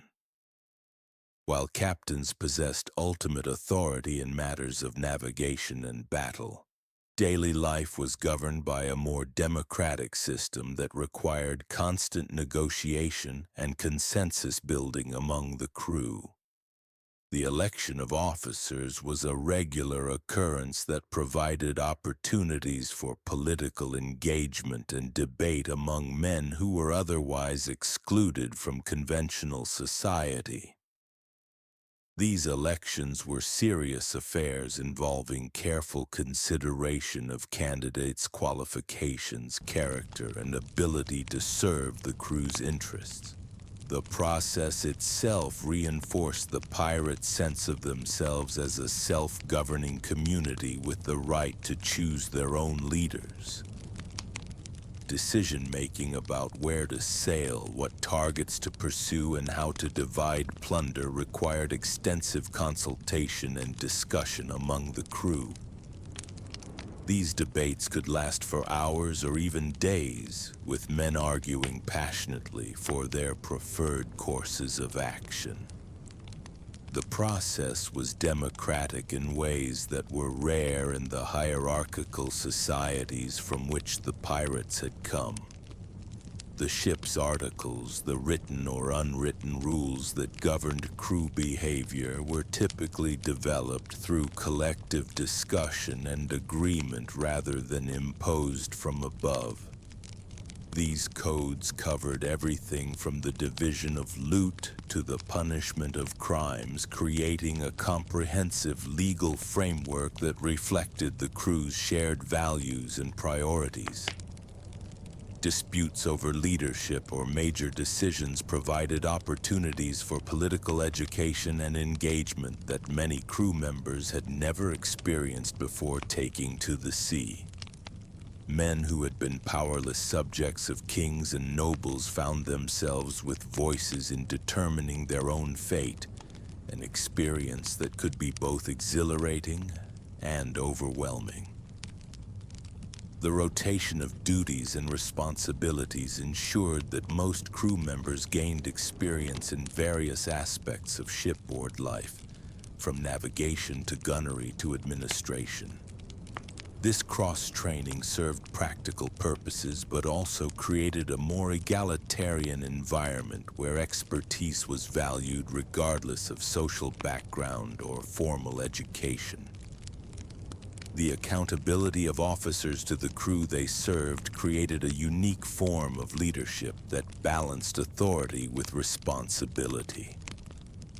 Captains and other officers knew that their positions depended on maintaining the confidence and support of their subordinates, making them more responsive to crew concerns than leaders in conventional military or social hierarchies. This democratic element of pirate society provided a stark contrast to the authoritarian structures that dominated the world beyond the ship's rails. For many crew members, the experience of participating in self-governance was one of the most attractive aspects of the pirate life, offering a taste of freedom and equality that was unavailable elsewhere. The rituals and traditions that accumulated aboard ship served to reinforce these democratic values while providing structure and continuity to crew life. Ceremonies marking successful raids, initiations for new members, and commemorations of fallen comrades all helped to create a sense of shared identity and common purpose that transcended individual interests. When all else failed to fill the empty hours, the pirates turned inward, to contemplation and reflection that was perhaps inevitable given their isolation from conventional society. These were not men given to philosophical discourse in any formal sense, but the extremity of their circumstances forced them to confront questions about meaning, mortality, and the nature of their existence. The constant proximity of death, whether from battle, disease, accident, or execution, gave a particular intensity to pirate life that encouraged a kind of practical existentialism. Men who might face their end at any moment had to find ways to create meaning and purpose within the constraints of their dangerous existence. Some found solace in superstition and ritual, developing elaborate systems of belief about luck, fate, and the supernatural forces that govern their lives. These beliefs might seem irrational to outside observers, but they provided psychological comfort and a sense of agency in circumstances where control was largely illusory. Others turned to more conventional forms of spirituality, despite their outlaw status. Prayer and religious observance continued aboard many pirate ships, adapted to the circumstances of their unconventional lives. The relationship between pirates and traditional religion was complex, involving both rejection of institutional authority and continued yearning for divine connection and forgiveness. The keeping of journals and letters, when literacy permitted, provided outlets for self-expression and reflection that helped men process their experiences and maintain connections to their former lives. These writings, fragmentary and often barely literate, offer glimpses into the inner lives of men who left few other traces in the historical record. Dreams and aspirations played important roles in sustaining morale and motivation during the difficult periods between successful raids. Men would spend hours discussing their plans for retirement, the homes they would buy, the lives they would live when their seafaring days were over. These fantasies, whether realistic or not, provided hope and purpose that helped them endure present hardships.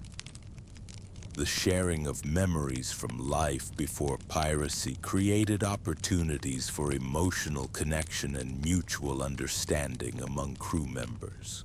Stories of families left behind, of trades abandoned, of the circumstances that drove men to the sea served to humanize individuals who might otherwise be seen only in terms of their functional roles aboard ship. The gradual accumulation of shared experiences created a kind of collective memory that became central to crew identity. The stories of storms weathered, battles fought, and treasures won became part of each individual's personal history, creating bonds that went beyond mere professional association. Music and storytelling often served as vehicles for this kind of reflection and remembrance, allowing men to process their experiences and emotions in ways that direct conversation might not permit. Songs about home, ballads about lost loves, and tales of former companions created spaces for emotional expression within the masculine culture of the ship. The letters that some pirates wrote to family members, whether sent or not, provided opportunities for self-examination and emotional expression that were essential for psychological survival. These communications, often dictated to more literate crew members, represented attempts to maintain human connections across the vast distances that separated the pirates from their former lives. The contemplation of their own mortality led many pirates to consider questions of legacy and meaning that went beyond immediate concerns about survival and profit. What mark would they leave on the world? How would they be remembered? What meaning could be found in lives that seem to exist outside the normal boundaries of society and morality? And so the pirates passed their time, not in the constant adventure and excitement of popular imagination, but in the patient construction of meaning and community within the constraints of their extraordinary circumstances. They created culture from necessity, democracy from desperation, and identity from the shared experience of living beyond the reach of conventional society. Their boredom was not empty time, but creative space, filled with the human activities that make life bearable and meaningful regardless of circumstances. In the vast emptiness of the ocean, surrounded by danger and uncertainty, they built something recognizably human, a society complete with its own laws, customs, stories, and dreams. The time between raids was not merely waiting, but living. Not simply enduring, but creating, not just surviving, but building the bonds of community that would sustain them through whatever storms lay ahead. In their games and songs, their stories and arguments, their rituals and relationships, the pirates demonstrated the fundamental human capacity to create meaning and connection even in the most unlikely circumstances. This was how pirates passed the time at sea. Not as the romantic adventurers of legend, but as human beings finding ways to fill the empty hours with purpose, community, and hope. Their legacy lies not only in the treasure they stole or the ships they captured, but in their demonstration that even outlaws and outcasts could create societies that embodied values of democracy, equality, and mutual support that were rare in their time and precious in any age. Pirates weren't just sailing around aimlessly, waiting for merchant ships to stumble into their path. They were surprisingly methodical about their business, and much of that business involved the careful, often tedious work of gathering intelligence. Before any raid, before any chase, before any boarding action, pirates needed to know what they were getting into. And that meant developing networks of informants, studying shipping routes, and understanding the rhythms of maritime commerce better than most legitimate merchants did. In port towns across the Caribbean, pirates cultivated relationships with tavern keepers, dock workers, prostitutes, and petty officials. These weren't romantic alliances born of shared adventure. They were transactional relationships built on coin, favors, and sometimes threats. A barmaid might overhear a ship captain discussing his cargo manifest. A harbor pilot could report which vessels were riding low in the water, suggesting valuable freight. A customs officer, properly motivated, might share details about departure schedules or planned routes. Pirates also relied heavily on torture and interrogation to extract information from captured crews. They didn't just want treasure maps and buried gold, though those made for better stories later. They wanted practical intelligence about other ships in the area, about naval patrols, about which ports were friendly and which were hostile. A captured navigator might reveal that a Spanish treasure fleet was due to pass through certain waters in 2 weeks. A merchant's clerk could provide details about which ships carried silver and which hauled nothing but ballast and disappointment. Some pirate crews even maintained what could loosely be called spy networks. Former pirates who had taken pardons or retired from active raiding sometimes fed information back to their old comrades. They'd settled into legitimate businesses but kept their ears open for useful gossip. A retired quartermaster running a boarding house might learn that a particularly rich merchant was planning a voyage. An ex-gunner working as a ship's carpenter could report on a vessel's armaments and defenses. The most successful pirate captains treated information gathering as seriously as they treated gunnery practice or sail maintenance. They understood that knowledge was often more valuable than courage, that knowing when and where to strike could mean the difference between a profitable cruise and a hangman's noose. They studied wind patterns, seasonal shipping schedules, and the habits of their prey with the dedication of scholars. But information gathering wasn't just about external intelligence. Pirates also had to manage the delicate business of keeping secrets within their own crews. Too much loose talk in the wrong tavern could bring a naval squadron down on their heads. Too little information shared among the crew could breed suspicion and mutiny.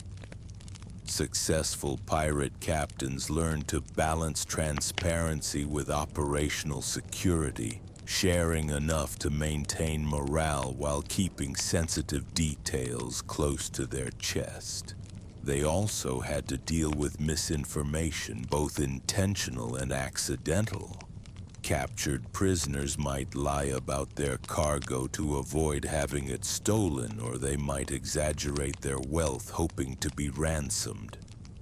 Rival pirate crews sometimes spread false rumors to misdirect competitors, and the simple passage of time could turn good intelligence into dangerous assumptions as shipping schedules changed and naval patrols shifted their patterns. The most sophisticated pirate operations resembled miniature intelligence services, complete with codes, dead drops, and carefully compartmentalized information. They had to be because the stakes were life and death. A pirate crew that sailed into action based on bad intelligence might find themselves facing a naval frigate instead of a helpless merchant vessel. They might arrive at a rendezvous point to find soldiers waiting instead of smugglers.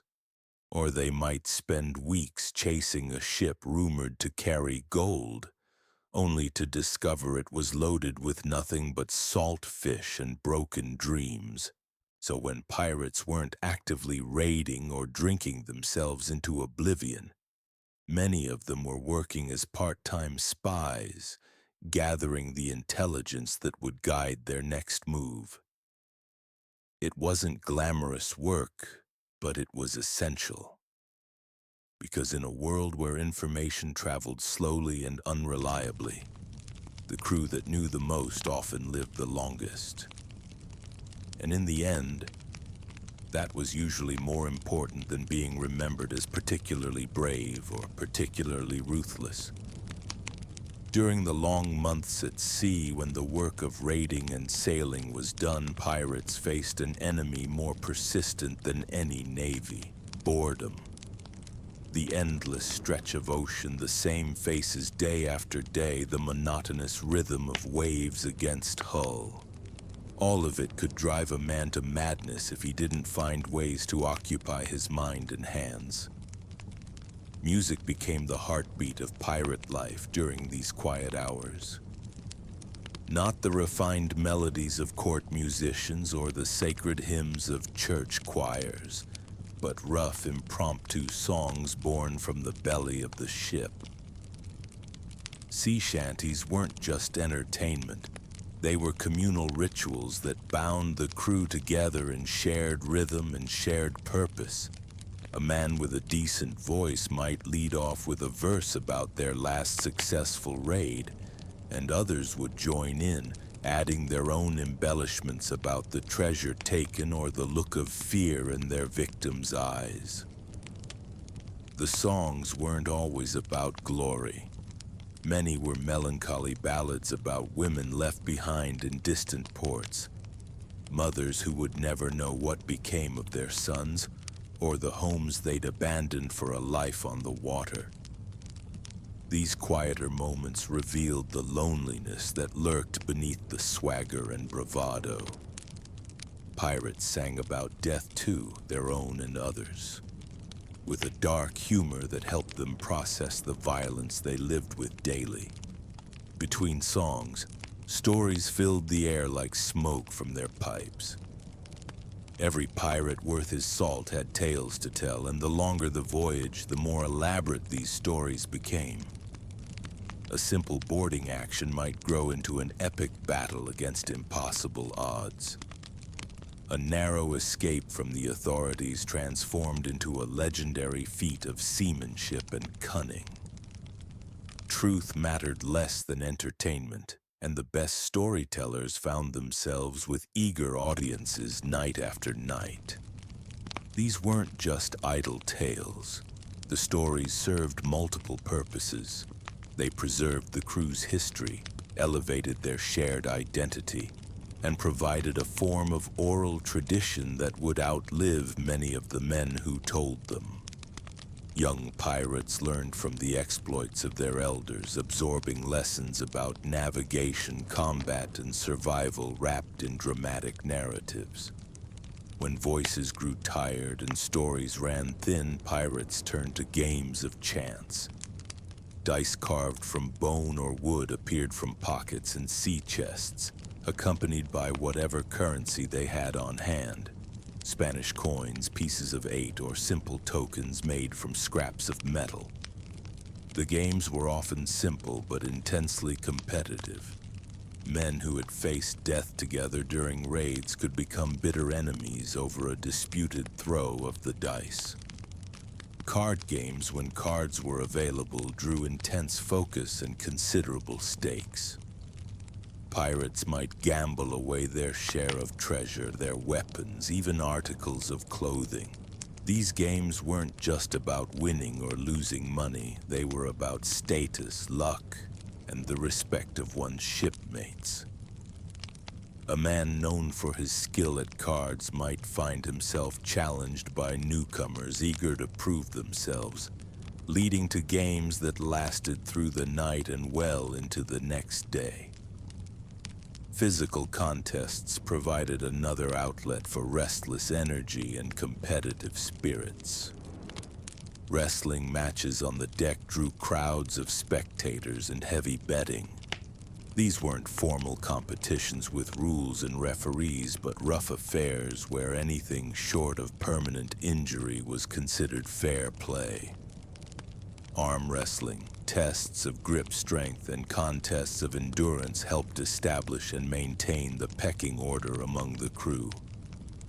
Some pirates took up more creative pursuits during the long weeks at sea. Carving became a popular pastime, with men whittling everything from practical items like spoons and bowls to decorative pieces and small sculptures.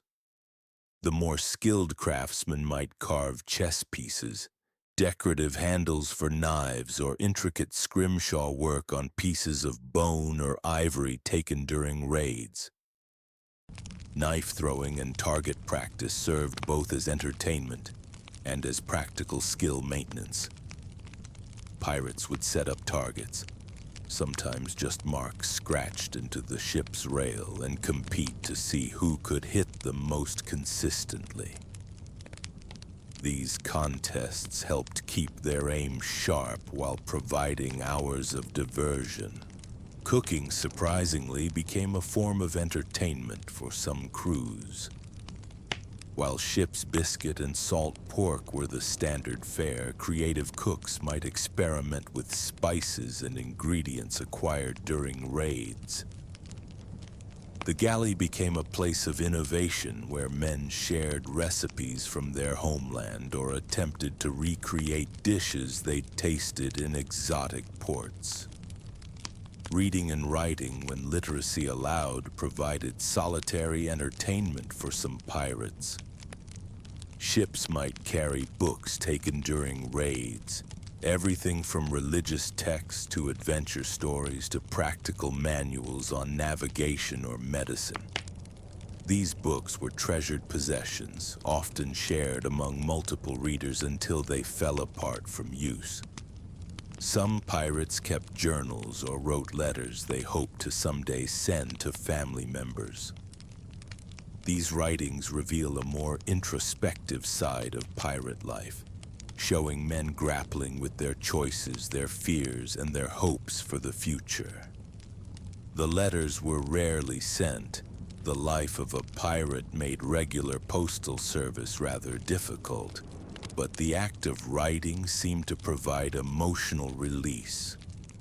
Religious observance, despite their lawless reputation, played a role in some pirates' daily routines. Many had been raised in religious households and retained some connection to their faith, even as they lived lives that contradicted its teachings. Prayers might be offered before dangerous undertakings, and some crews held informal services on Sundays, led by whoever among them had the most religious knowledge.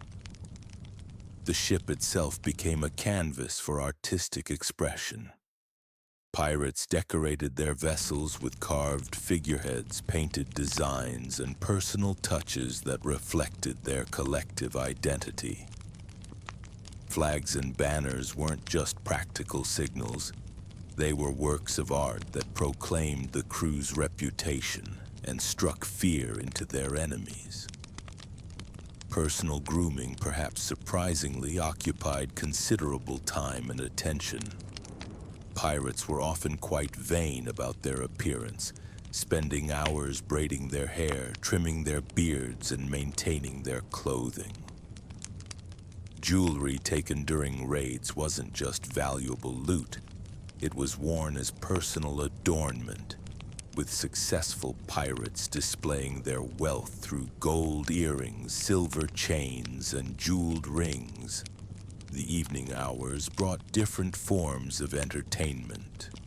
As darkness fell and the day's work was done, the crew might gather around lanterns for more intimate conversations. These were times for sharing personal histories, discussing philosophy in their rough way, or simply enjoying the companionship of men who understood the unique challenges of their chosen life. Dancing occasionally broke out during particularly festive moments, especially after successful raids or when celebrating special occasions. Pirates danced to fiddle music or simple percussion, their movements reflecting the rolling motion of the ship and their own uninhibited spirits. Contests of skill weren't limited to physical prowess. Pirates might compete in areas like rope splicing, knot tying, or sail mending, practical skills that were essential to ship operations, but could be turned into entertaining competitions. The winner might earn extra rations, a better sleeping spot, or simply the admiration of his shipmates. Weather watching became almost an art form among experienced pirates. Reading the sky, interpreting wind patterns, and predicting storms were essential survival skills, but they also provided endless material for discussion and debate. Old salts would share their knowledge with younger crew members, passing down generations of nautical wisdom. Some pirates developed hobbies that seem incongruous with their fearsome reputation. Flower pressing, when suitable specimens could be obtained during shore visits, allowed them to preserve memories of places they'd been. Small gardens might be maintained in boxes or barrels on deck, providing fresh herbs for cooking and a connection to the land they'd left behind. Meditation and reflection, while not often discussed in pirate lore, were likely common practices among men who spent long hours on watch duty. The endless horizon and rhythmic sound of waves created natural conditions for contemplation, and many pirates probably used these quiet moments to process their experiences and plan for the future. Communication with other ships when encountered provided welcome breaks in routine. Pirates might exchange news, trade goods, or simply enjoy conversation with fresh faces. These encounters were carefully managed, as trust was always limited.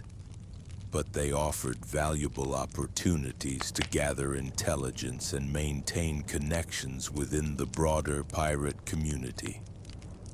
Training and skill development continued throughout voyages, with experienced pirates teaching newcomers everything from swordplay to seamanship.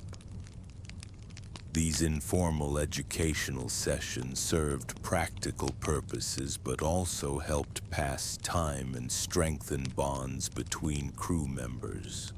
The constant need to maintain their ship provided ongoing work that doubled as entertainment for those who took pride in their craft.